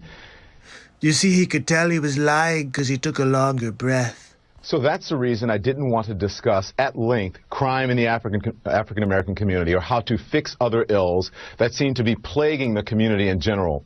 But now that the jury has reached its verdict, one that everyone must accept, it's time now for some tough love on the subject. Some tough love from the lemon. Sounds good to me. Someone on another network got the chance to go first because I couldn't go during the week. I'm only here on the weekend, so listen to this. The reason there is so much violence and chaos is the disintegration of the African-American family. He's got a point. He does? In fact, he's got more than a point. Wow. Don Lemon agrees with Bill O'Reilly. Who knew that was coming? Drugs, hustling, gangs. Nobody forces them to do that. Again, it is a personal decision. He is right about that, too. But in my estimation, he doesn't go far enough. Oh, Don Lemon's a mathematician now. Yes, I'd like to hear your estimation. Black people, if you really want to fix the problem, here's just 5 things that you should think about doing. Here we go. Con Lemonhead, 2013, 5 ways to fix the black community. Let's hear it. Here's number 5. Pull up your pants. Pants on the ground. Pants on the ground. Looking like a fool with your pants on the ground. Number 4 now is the N-word. Oh, my. Here we go. I understand poetic license, but consider this. I hosted a special on the N-word, suggesting that black people stop using it, and that entertainers stop deluding yourselves or themselves and others that you're somehow taking the word back. I am curious what people think of that comment. A lot of African Americans took offense to that, too. Oh, he answered it. Now, number 3. Respect where you live. Is this a special message to the people in Chippy, Chaz? What are they calling themselves this week? I think it's a message to Chap. Start small by not dropping trash, littering in your own communities. Imagine if they played this over the loudspeakers in CHOP. I've lived in several predominantly white neighborhoods in my life. I rarely, if ever, witness people littering. Here comes a cheap shot at his community. I live in Harlem now. It's an historically black neighborhood. Every single day I see adults and children dropping their trash on the ground when a garbage can is just feet away. Wow, stereotype much? Just being honest here. Interesting. When did you decide to get rid of the honesty policy, Lamont? Number 2, finish school. You want to break the cycle of poverty? Stop telling kids they're acting white because they go to school or they speak proper English. What Don Lemon is saying right now would be considered racist in 2020. A high school dropout makes on average $19,000 a year. Wait, a year? A high school graduate makes $28,000 a year. Just graduating, you make 33% more per year.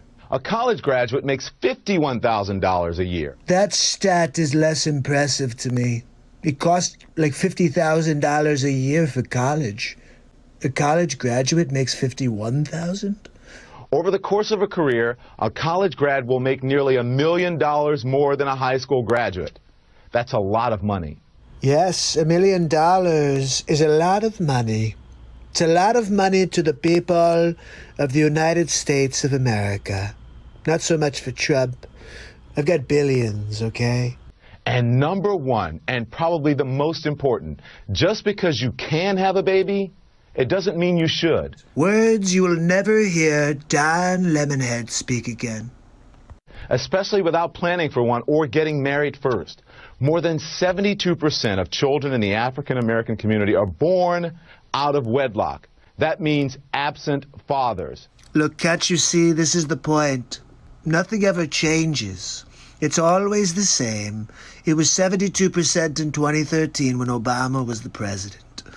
And the studies show that lack of a male role model is an express train right to prison. And the cycle continues. Yesterday you saw that Sleep Sofa Joe was the one that put them in prison. And Don Lemon remarked how it's a problem in 2013 when Obama was in office. So what's the problem when Trump wants to fix it? Anybody? Bueller?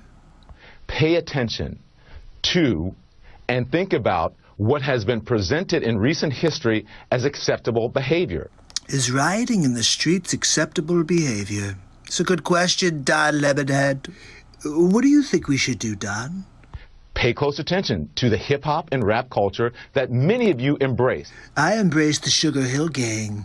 To the hip-hop, to hibbity-hibbity-hibbity, hip-hop, to doppity, don't stop. The boogie-boogie, bang-bang, sugity-bug-bug.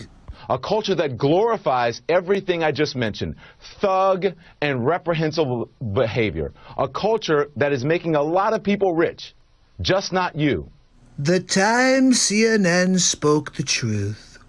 Wow, it's almost surreal, right? It's surreal to see CNN speaking truth. I kind of like it. How do we get them to speak the truth always? So what happened to Don Lemon in 2020? This is the thing, Don. You know, black people need to hold other black people accountable. Okay, before we get started, that's what Don Lemonhead was doing in the 2013 clip we started with. Okay, watch. I said this the same thing. This is the Black America's version of the Me Too movement. If anything is going to change, we ourselves need to look at our own communities and look at each other and say, this thing cannot go down. I'm sorry, isn't that exactly what Don said?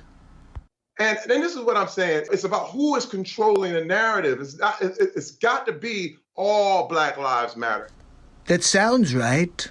What does Don have to say? Here's what I have to say. All right, Spin Doctor. Let's see what you got here. The Black Lives Matter movement was started because it was talking about police brutality. If you want an all Black Lives Matter movement that talks about gun violence in communities, including, black communities, then start that movement with that name. But that's not what Black Lives Matter is about. I'm soured by the hypocrisy. It's like eating a lemon. Oh.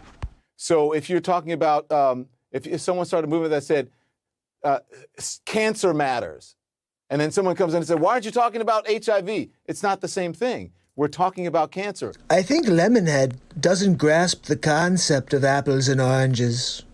If it's 100 people and you're there for all cancer matters, then it would be somebody who stands up and said, I have prostate cancer. And they would say, sit down, buddy. We just said all cancer matters. So the Black Lives Matter movement is about police brutality and injustice in that manner, not about what's happening in black neighborhoods. There are people who are working on that issue, and if you want to start that issue, why don't you start it? We have a hypocrite warning. It is about police brutality. That should never be accepted. Yeah. I am not saying that that's not it, but there's more there. Okay. And when I look at, if they have more on their agenda, we need to ask them about what else is on that agenda. Right.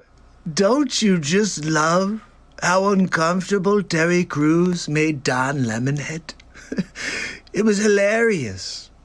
You could see he got very uncomfortable when he realized he couldn't control Terry Crews. I wonder, could we get Terry Crews on the Trump team? We should look into it.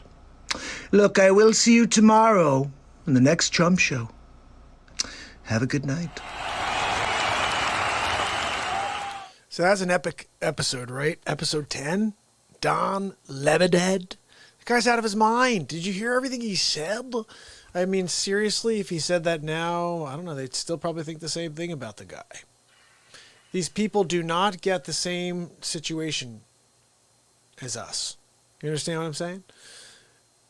Rob said, Don Lioneman. I call him Lemonhead. Look, he's going to be a con man, lemon, whatever you want to say. Look, we're going to move forward because we have 8 more to play. Here we go. Episode 11. This may be one of my favorites just because what was really funny about this is I did not have a translator. Hammerlin Jamison live from the studio. Donald J. Trump joins us to talk about President Xi. Good afternoon, and thank you for joining me on the next episode of the Donald Trump Show. I believe this is episode 11. Unbelievable. I think this episode has to be about President Xi-hole. Look, I got a problem with the Xi-hole. He's out there delivering Fluhan all over the world. Everybody's blaming Trump, but the only person to blame is President Xi-hole. But no matter what I say, they don't believe me. It's a weird world we're living in right now. It's either Trump or not Trump. Nobody's talking about the issues. What does Trump think about abortion? What does Biden think about? Well, let's be honest, Biden doesn't think about anything. But if he was to think about something, what would it be? Maybe, did I put underwear on this morning? Did I change my pants? Did I poop my pants? I don't know. These are maybe questions that Sleep Sofa Joe asks himself. But look, let's see if we have any clips for today. Do we have anything? Here we go. 世界卫生组织总干事先生 You guys couldn't get the subtitled version? I mean, what the hell? Where's my translator? God almighty. All right, I guess I'm going to have to respond and pretend I know what the hell he's talking about. Let's get back to it. 各位代表 Good day to you too, Xi-hole. 首先 Yeah, Shawshank Redemption was a good movie, but what does that have to do with anything? 我认为 No, that's close. It's Dufresne, Andy Dufresne. I think he's trying to say the character's name from Shawshank.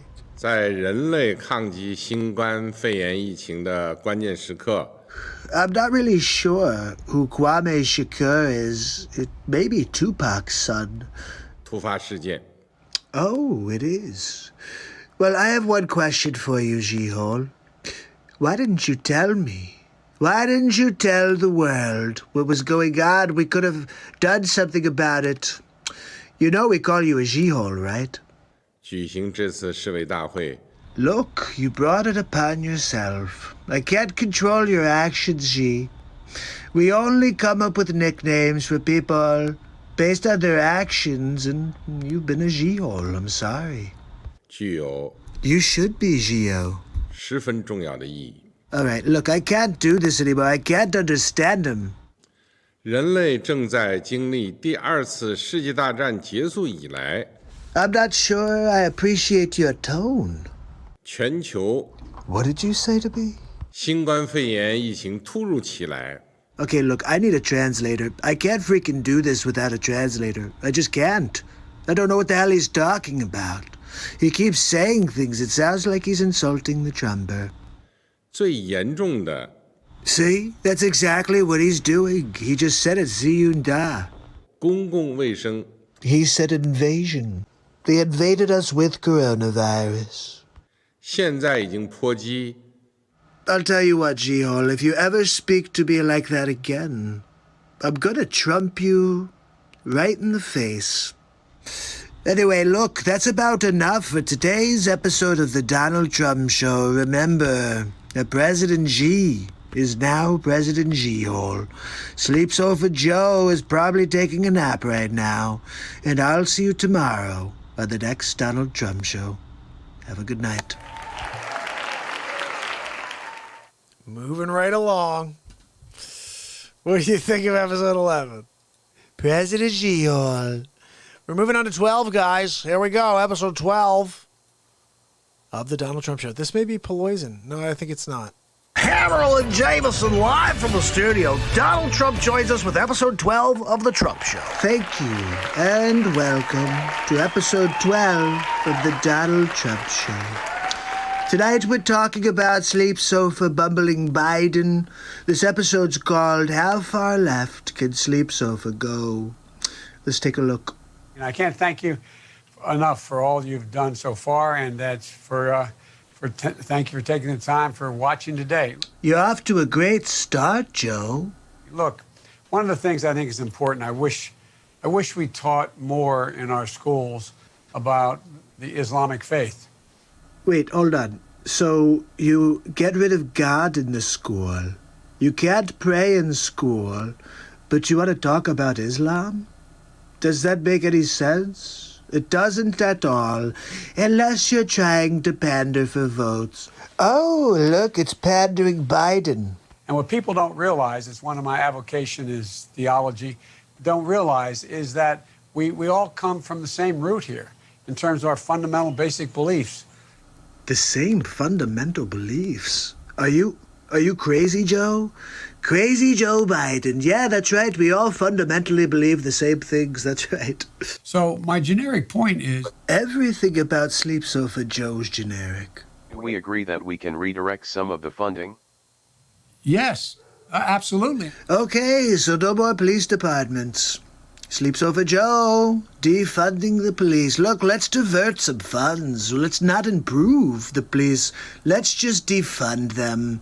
Let's go back to cowboys and Indians. How about we go back to the Wild West? Sounds like a good idea, Sleep Sofa. Did you think about this one at all, or are you just reading off of the teleprompter again? And one of the things that we also need to be doing is fundamentally changing the way, and I've been pushing it for years, changing the way we deal with our prison system.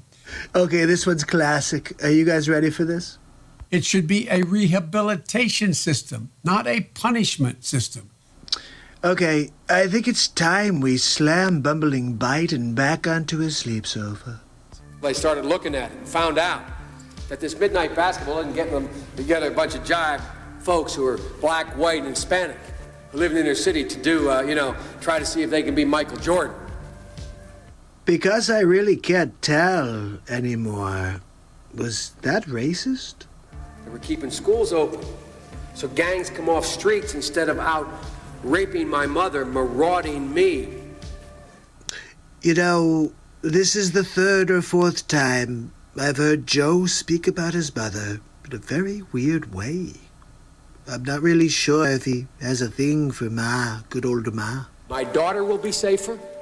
My wife will be safer. My mother will be safer. See, there it is again. And I will be safer. And I will be happy. It just looks like Joe Biden did things to suit his own needs when he had young kids. Now he's an old man, doesn't even know his name. So he's like, yeah, you know what? Let's talk about Islam in school. And I think I pooped my pants. And the truth is, we don't very well know how to rehabilitate them at that point. That's the sad truth. Could I call Liar Liar Pants on fire? Because Sleepsofa Joe said it should be a rehabilitation. And he just said there's no way to rehabilitate. Bobby Rush, member of Congress, said the other day, I'm ashamed that I voted for the 94 crime bill. You ashamed of that bill? Not at all. In fact, I drafted the bill. Proud of putting people in prison. Inner city, all different colors and creeds. And now you want them all to vote for you. You're the one who put them in, Warden. How are you going to answer for that, Warden Biden? Warden Biden, that's a mouthful, really. Imagine bumbling Biden as a warden. All right, I think that's enough for episode 12. Look forward to tomorrow, lucky number 13. It's going to be a big episode. Not sure what yet. It's the Trump Show. See you tomorrow. So episode 13. 13 is my lucky number. I was born on the 13th of April, and I was really nervous about doing a 13th episode right after all of those 12 solid episodes. And then an amazing thing happened. The content wrote itself, essentially. Check this out. Episode 13 of The Donald Trump Show. It's Hammerlin Jamison with the exclusive Donald Trump with episode 13 of The Donald Trump Show. Thank you very much for joining me on episode 13 of The Donald Trump Show.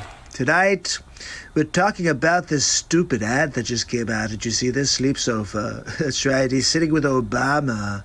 They're sitting together. Actually, I thought Joe was going to fall asleep a few times, but Obama, I guess he's pretty charismatic. He kept his attention. So let's get to it.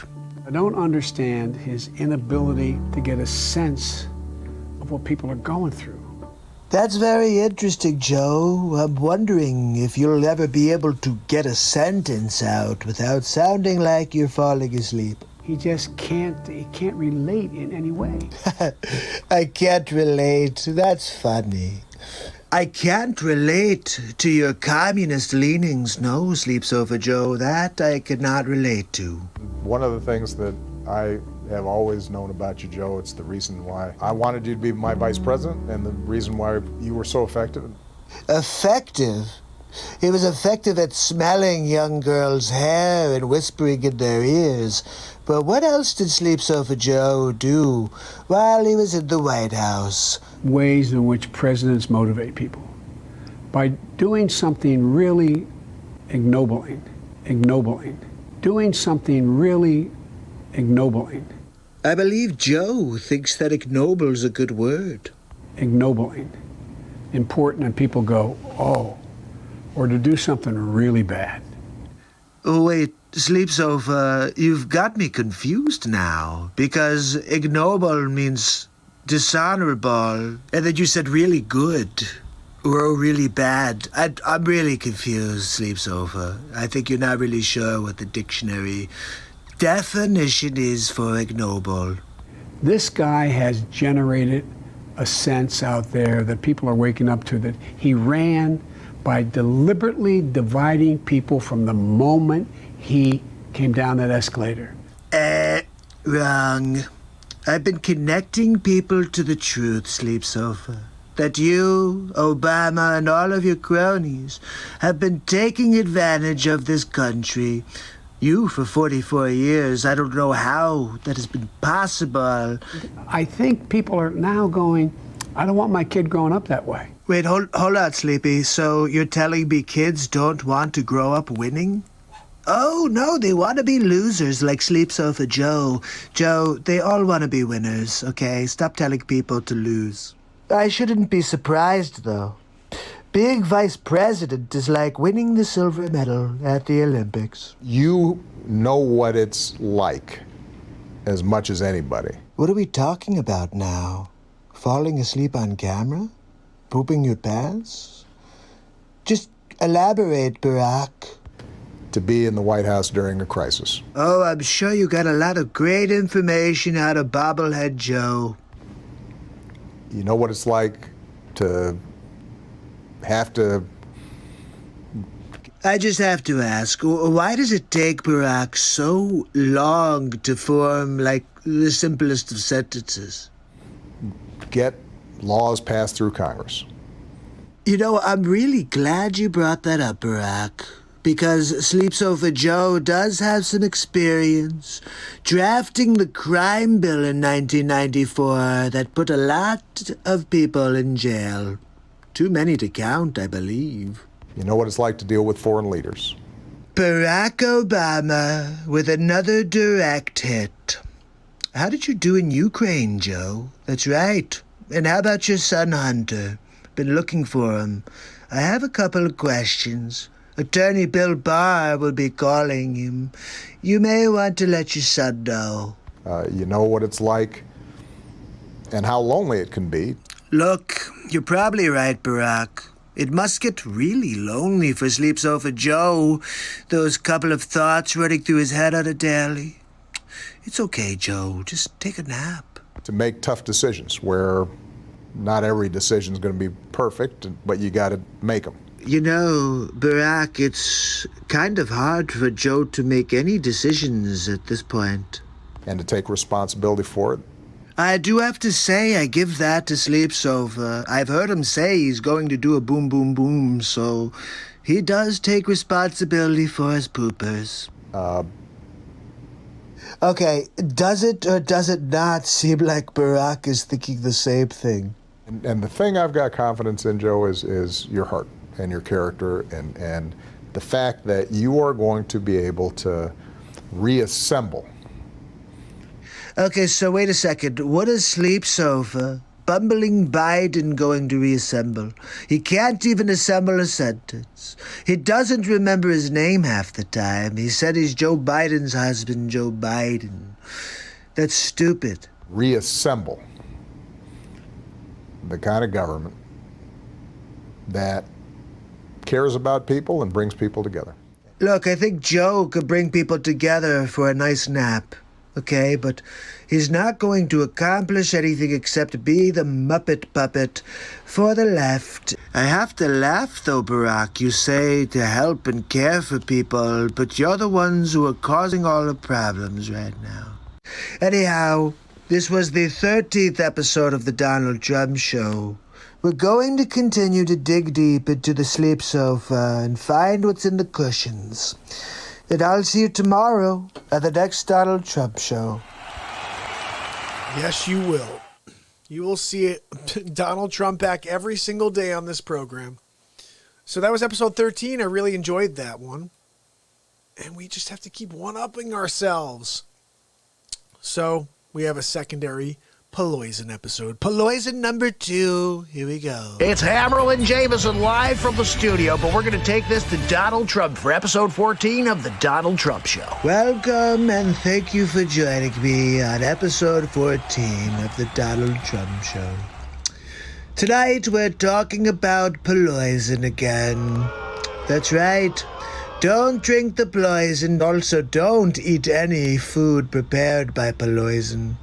Everything she touches turns to poison.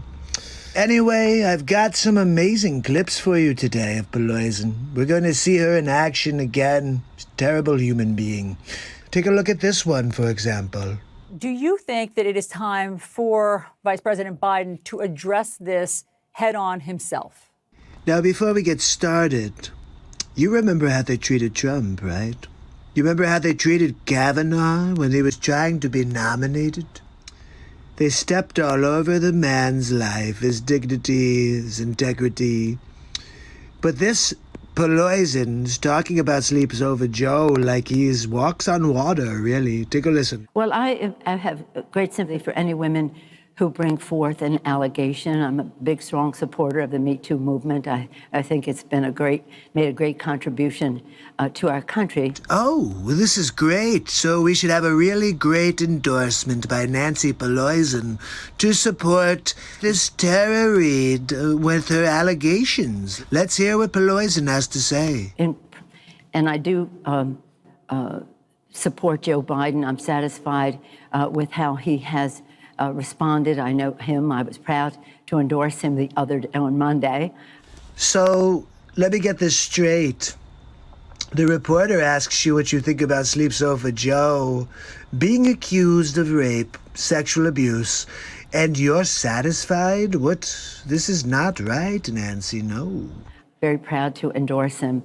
Whoa, look, everybody, it's Proud Poloisen. And so I'm satisfied with that. So let me get this straight, Nancy. Because you put your 37 pounds behind Sleep Sofa Joe, you now no longer believe anybody who accuses Sleep Sofa of wrongdoings because you threw your weight behind Sleep Sofa Joe. I just want to make sure that people know what you stand for. 30, maybe it's 36 pounds, I don't know. I mean, he hasn't, to be clear, he hasn't addressed it. His campaign has addressed it, but he has not directly addressed it. Should he directly, publicly address it? Did you see? She looks like a deer in headlights. Okay, you guys ready for your first spin class with Nancy Poloisen?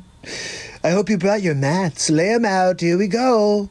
You know, it's a matter that he has to deal with, but I am impressed with the people who worked for him at the time saying they absolutely never heard one iota of information about this. Nobody ever brought forth a claim or had anybody else tell them about such a claim. Oh, that's great, Nancy. Thank goodness that the people that work for Sleep Sofa Joe said they've never heard an iota. Any inkling, you say, of anything that Joe, Sleep Sofa, Bumbling Biden ever did wrong. But again, we have an important election at hand. And there it is. The true colors come out from Poloisen. They don't care what Biden has done wrong. They just want to beat Trumper that bad. Rape, smelling little girls' hair, stealing speeches, whatever.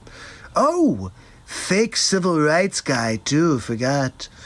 They'll say whatever they can to undercut the Trump. One that is, I think, one of the most important ones that we've had. We say that every election, but I think this one is the most crucial. So crucial that you'll forget about your support for the Me Too movement.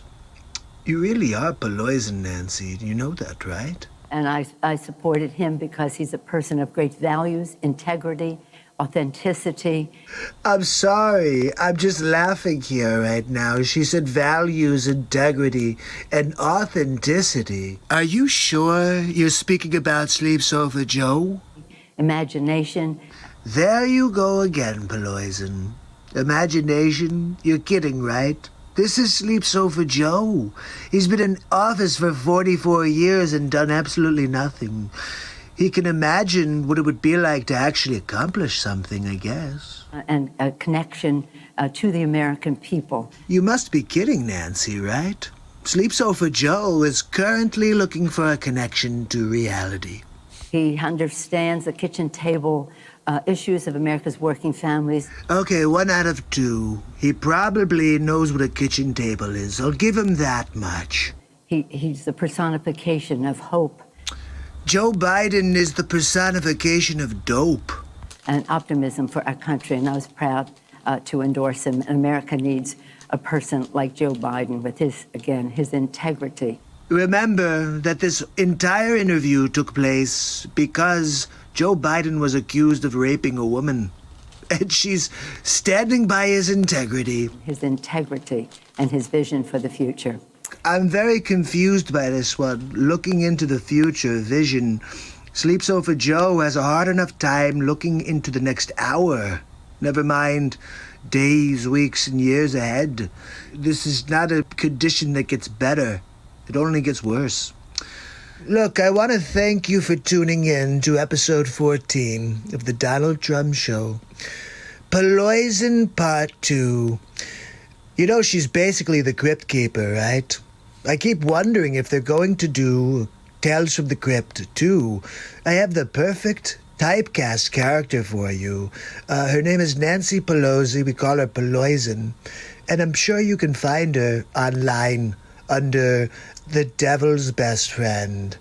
I'll see you tomorrow on the next Donald Trump show. Oh, wow. They're all so different, but so unique. And as we keep going through here, this next one, Biden Bites Back. That's the next episode here. And what we're going to do here, we're getting to episode 15, which is Biden Strikes Back. We're almost at the end of the season of the Trump show. By that, I mean I'm going to be doing a 19 tomorrow, so we'll keep going. But we do have to play episode 15 of the Donald Trump show. Here we go. It's Hammerlin and Jamison live from the studio. We're joined by Donald Trump for episode 15 of the Donald Trump Show. Thank you for joining me. Episode 15, the Donald Trump Show. Today we go back to bumbling Biden. That's right, Sleeps Over Joe. I got a doozy for you tonight. Check this out. I mean, we can't ensure our future is made in America with American paying, good paying union jobs here at home. Okay, wait a minute. I've been saying America first for like 4 years. And I'm called a racist, a xenophobe, etc. But Sleep Sofa Joe says it. And everyone's like, oh my goodness, look, Sleepy Joe. He's a genius. Wow. Honestly, if he doesn't fall asleep on camera, he's going to beat me. But he's going to fall asleep on camera. Just wait for it, people. Here at home, making it in America. Bumbler, here at home would be made in America. I think he may have said that because Sleepy Joe also owns a piece of land in the Ukraine. These are the most critical investments we can make for the long-term health and vitality of both the American economy and the physical health and safety of the American people. So, Sleepy, you had 44 years in the Senate, 8 years as the vice president, and now when you're not in office, you're taking my ideas and pretending that they're your ideas? Even if we weren't facing a pandemic and an economic crisis, we should be making these investments anyway. Look, Sleep Sofa, you could say what you want, but you sound like a bumbling idiot at this point. You were in there for 8 years. Do you want me to keep saying it? I will. To power a clean energy revolution in this country, we need to modernize America's infrastructure. That's right. You wouldn't have been able to modernize our infrastructure in the 80s when you were vice president. You were just vice president 4 years ago, moron. Despite this overwhelming need, this president and the Republican Congress have simply failed to act. Okay, so critique coming from a guy who's been hiding in his basement since he left office at 16. He was in his basement pre-coronavirus. You know that, right? 10,000s, actually tens of thousands. How many?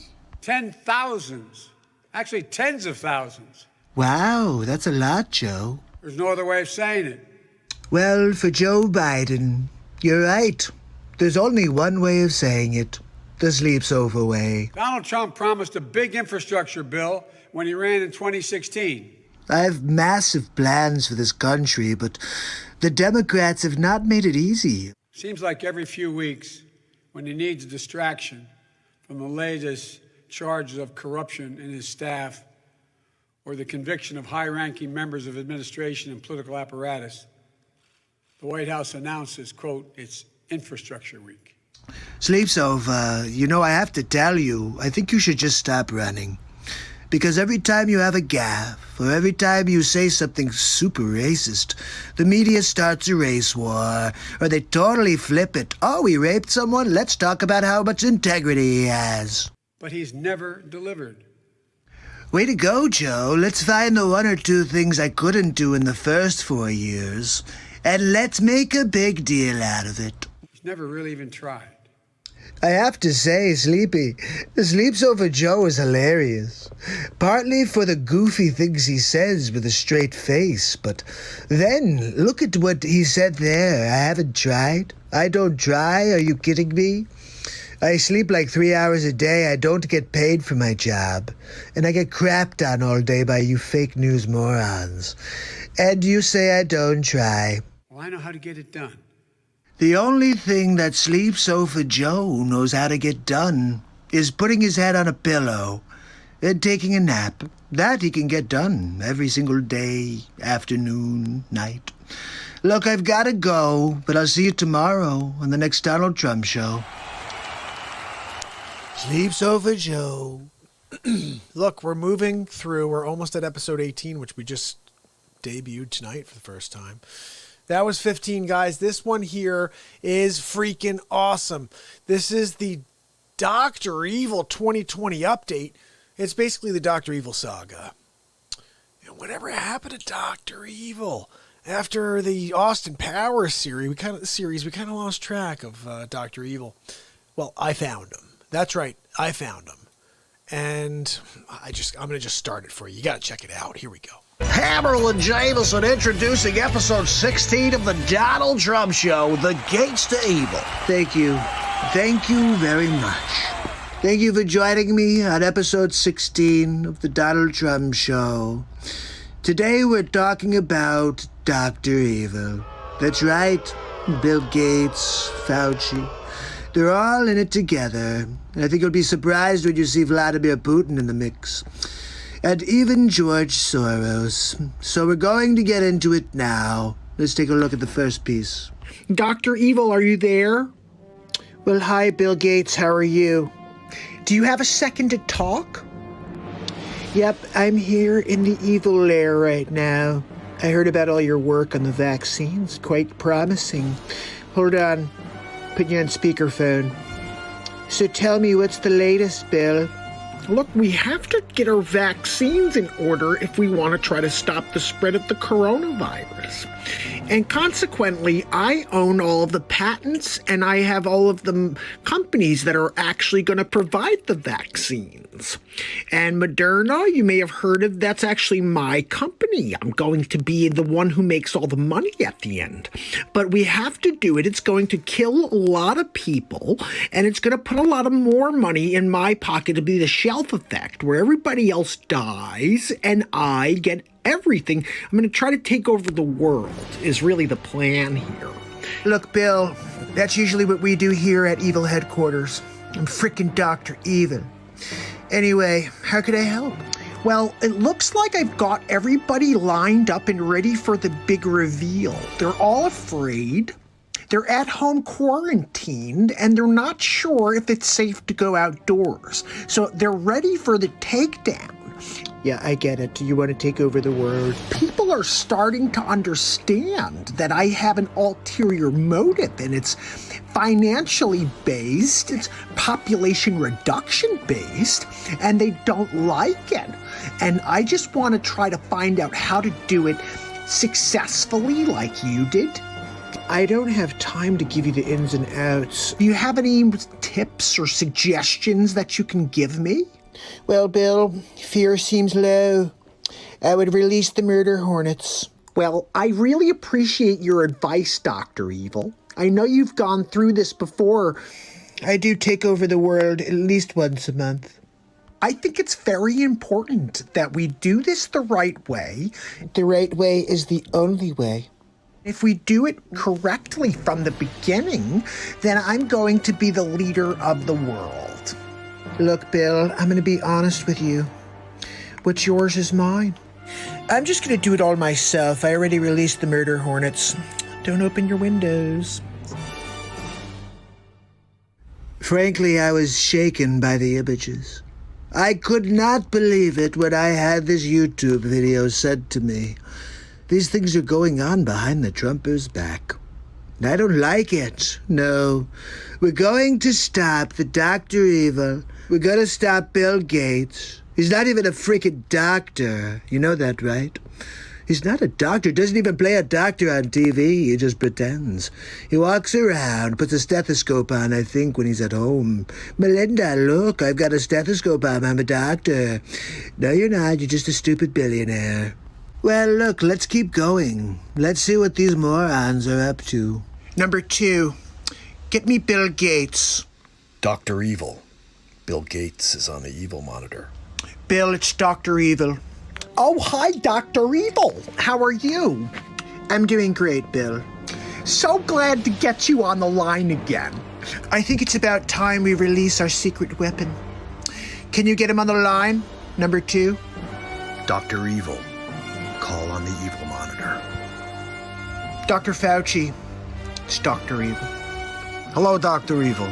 Look, Fauci, we need you to continue pushing the narrative. If we want them to take the vaccine, they need to be scared. So we need the public to believe that they're in danger. And the only one who's in control of that right now is Dr. Fauci. Well, we have to be very careful. Can't let the president know what we're doing. Look, we need to continue to push fear. If we want them to take the vaccine, we're going to have to pretend that they need it. So I'm going to get onto every network station, and I'm going to continue to push the narrative. I'm thinking about deploying the murder hornets. We should probably be searching for a murder hornet vaccine as we speak. This sounds like a great idea, Dr. Fauci. Get on it, and I'll see you guys soon. Just remember, keep me apprised. Wait, no, hold on, I'm not done. We're going to have to continue to act stealth with this mission. One more thing. Don't forget our mantra. We all need vaccines. That we all need vaccines. And I will eventually take over the world.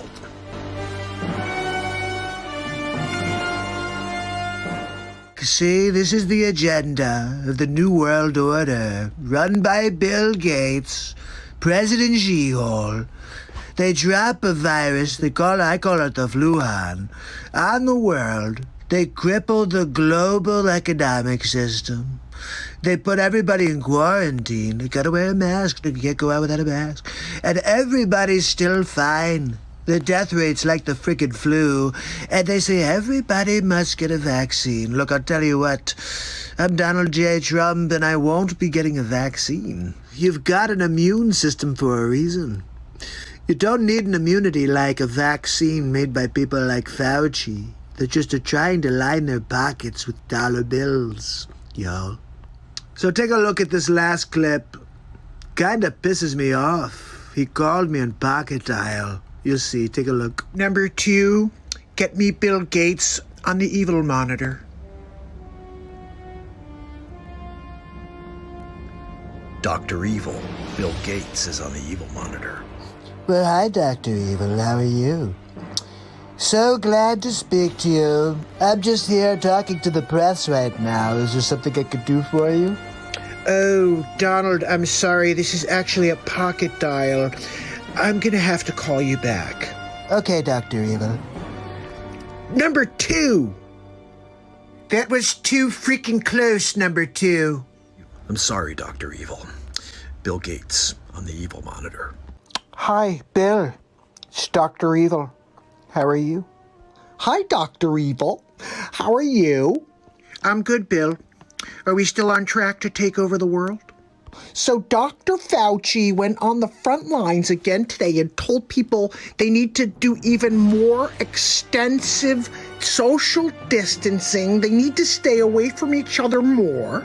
We have to develop the vaccine before too many people die, and then we won't be able to make all of that money.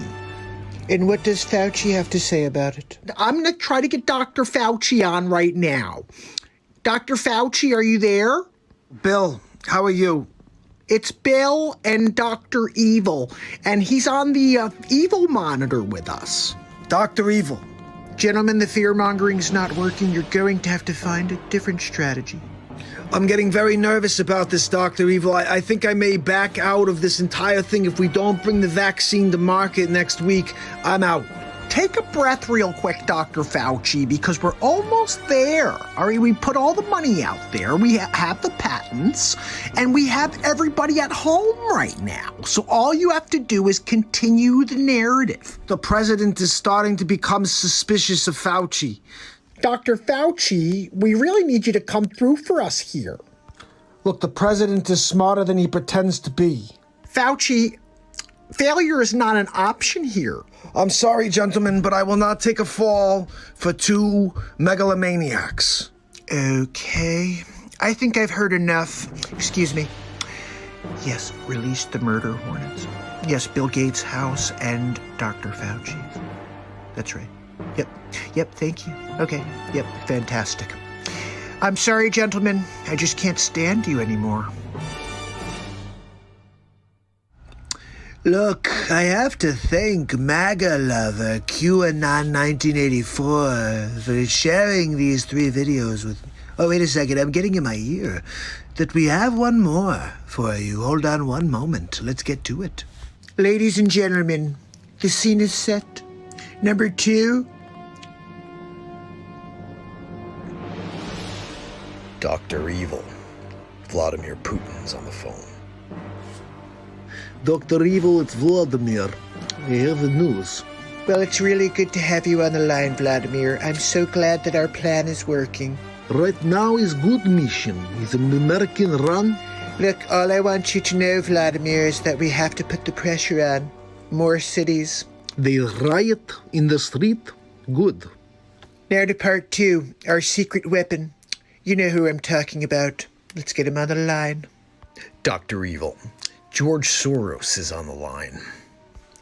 George. Dr. Evil. What's the deal? Can I play too? What you got going on over there? Give us the scoop. I want to play. Let me put you on speaker. Yep, here we go. What do you got, George? I'll put money in as well, and we could take over the solar system. We have to find a way to stabilize Donald Trump as well. Bring Trump Walker to me. I will turn him, or I will destroy him. You know, I have to say, I did not expect to see George Soros turn into Emperor Palpatine. Who knew? Who knew that Emperor Palpatine was really George Soros? Typecast. Typecast, really. I heard he also played Jabba the Hutt. They didn't really even need to use any makeup.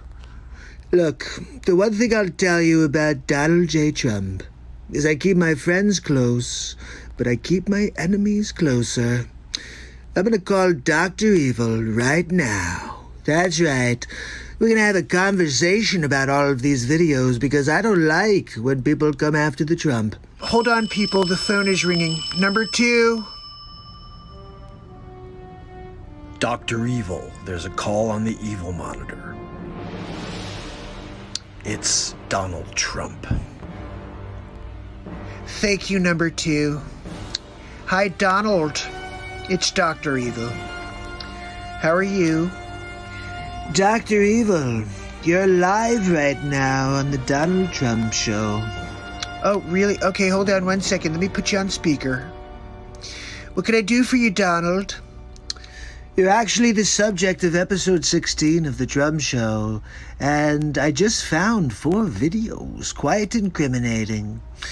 And before I send them to the high courts, I just wanted to see if you have anything you'd like to say. Well, Donald, simply put, I'm freaking Dr. Evil. Look, Dr. Evil, you know, we've had a pretty good working relationship in the past, but that all comes to an end now. Next time you think you could take advantage of the Trumper, just get ready for a steaming pile of rockets all over your face. I'm gonna drop them all over your evil compound, wherever it is. I wish you lots of luck on your search, Donald. We're gonna find you, Dr. Evil. I'm going to find you. Look, Donald, I really don't care how you feel. Sorry. Perhaps if I tell you about the newest technology we're gonna use to take you out in your compound, would that interest you, Dr. Evil? No matter what tech you have, Donald, you get... Hello? Donald? Number 2! He hung up again, motherfucker! We are back, and I have my Max Scott with me. You see him? He's hanging out here, Max. What's up, buddy? You hanging out with me? He's getting big already. Like a week later, he's already like getting bigger. He's playing with his toy here. Anyway, you want to say hi, Max? Let's say hi. Say hi, everybody. See, my name is Max Scott. Well, not really. My name is Max. You like my microphone? No, Max. You don't bite my microphone. That's where Daddy talks. Anyway, he's going to play here with his toy, hopefully, while we play episode 16. No, that was 16, wasn't it? That was 16. Guys, we're playing the Ryan Hartwig episode. This is Facebook Zucks. My buddy Ryan was mentioned in this bit. You're going to hear it. And I really enjoyed doing this one. Check this out. It's Hammerlin Jamison live with episode 17 of The Donald Trump Show. Thank you for joining me on episode 17 of The Donald Trump Show. Tonight we talk about Facebook and how much it sucks, right? I mean, seriously, Zuckerberg. I gave him every opportunity to do the right thing. But he keeps censoring the conservative point of view. Look, if you're going to censor everybody. Let's take a look at some of these clips and see what's going on out there. You have previously given testimony to the Congress saying that there is not editorial manipulation that disadvantages conservatives. So wait, so you're telling me that Mark Zuckerberg told Congress that he does not censor conservative content? That is laughable, really, right? Just like in the case of Google, there have been whistleblowers from Facebook that not only have offered evidence indicating your testimony was not truthful, but there's even video that suggests that content moderators that you employ are out there disadvantaging conservative content. You ever seen Mark Zuckerberg sweat before? Watch this. I'm wondering if you are familiar with the experiences of Zach McElroy and Ryan Hartwig, two people who participated in Facebook content review. Ah, friend of the Real Talk show, Ryan Hartwig. Look, if you want to hear the real scoop about Zucks, you should check out the 3 times that Ryan was on the Real Talk show. Anyway, let's see what else is here. And what is your response to the very damning video evidence and the testimony from them that the culture that you lead within Facebook is one that disadvantages conservatives and leads to content manipulation? Now that is a question I would like the answer to. I'm somewhat familiar with the concerns that they've raised. As I've said, we aim to be a platform for all ideas. Is Zuckerberg out of his freaking mind? What is he talking about? The last thing that you are is a platform for all ideas. We got into this because we want to give everyone a voice. Everybody gets a voice. Unless you disagree with Mark Zuckerberg's political leanings, of course. I certainly do not want our platforms to be run in a way that has any ideological bias. An ideological bias? Are you serious? You know you Zuck, right? I mean, you 100% are biased against me. You're biased against anybody who loves America. And I want people to be able to discuss a range of issues. A range of issues that you choose, right, Zucks? When people raise concerns like that, we do look into them to make sure that that everyone in our operation is behaving and upholding the standards that we would like. So basically you're saying that everything's going to plan. I know that we have ongoing training in what we do. I think what we're trying to tell you is that your training sucks. I'm concerned that the content review does reflect the values of the company, but those values don't in fact give everyone a voice. They prejudice against certain content. Matt Gaetz with the left hook. It seems disingenuous for you to suggest that these videos come out that are very damning, that show the people that you trust with content moderation admitting on video that they disadvantage conservatives, that they label people who support the president as a way to push down their content and limit the reach of that content. Just like the way you've been holding down the Real Talk show. You don't like it when they push the Trumper. Look, you can't stop the Trump. For you to then come to us many months later after that was all over the news and the internet and say, well, you know, you'll get back to us and you do a little training, it seems to suggest that you don't take these allegations and this evidence very seriously. Is it me, or does Mark Zuckerberg look like an Antifa guy right now? Look at that look in his eyes. He doesn't like being told what to do. Would you at least be willing to acknowledge, based on the irrefutable evidence before us that you don't seem to have investigated, that it is possible that at Facebook, your employees do have the power to disadvantage conservative viewpoints, and that they in fact have used that power in ways that we need to root out? Oh my, Zuckerberg's got his hand in the cookie jar. Congressman, my testimony in the past and today is about what our principles are as a company and what we try to do. What you're trying to do is steal an election from Trump. And when you fire people as a consequence of their politics... Wait, what? Do you think that that impacts the culture and perhaps empowers some of the content moderators to also treat people worse as a consequence of their politics? I'm not aware of any case where we have fired someone on behalf of their politics, and I would say that that would be an inappropriate thing for us to do. Now, I have it on good authority that they got rid of Ryan for his political leanings as well, but let's listen in to what Matt Gaetz has to say here. Why did you fire Palmer Luckey? I can assure you that it was NDA not. with you, I only have 10 seconds, but Palmer Luckey's NDA with you doesn't allow him to talk to anyone except government officials. I'm a government official. I've seen the messages where you have specifically directed Mr. Luckey to make statements regarding his politics for the benefit of your companies. I'm pretty sure that's a no-no, right? So I think both in the case of these content moderators and in the case of the testimony you just gave regarding Mr. Luckey and firing people over their politics, there is serious question as to whether or not you're giving truthful testimony here or whether it's lying before Congress. I see my time's expired and I'll yield back. Bravo! Mr. Gaetz, you have arrived. I can't believe what I just heard. You took Zucks down. Almost like you're a billionaire. Maybe one day you'll be a billionaire, at least 120 millionaire like Peloizen. I don't know. Anyway, look, let's see if there's anything else here. We certainly try to do this in a way that is neutral to all viewpoints. We want to be a platform for all ideas. Is that Mark Zuckerberg or Mark Zuckerbat? We're a platform for all, for people to have a voice, everyone but Trump. I don't think you build a social product with the goal of giving people a voice if you don't believe that people being able to express a wide variety of things is ultimately valuable for the world. And we try to make sure that our policies and our operations ultimately reflect and carry that out. Then how could you ever censor the Trump when you know the world values everything that I say? In terms of the people setting the policies, I think it is valuable to have people with a diversity of viewpoints involved so we can make sure that we have the different viewpoints represented in the policy development process. Guys, look, it's Diversity Mark. And we also consult with a number of outside groups whenever we develop new policies to make sure that we're taking into account all perspectives. Are you kidding me? That sounds like something that he just made up. I mean, you said you reach out to outside groups. Can you think of one conservative outside group that you reach out to and use as a content moderator? I have to say, this guy's fantastic. His line of questioning gets right to the heart of it.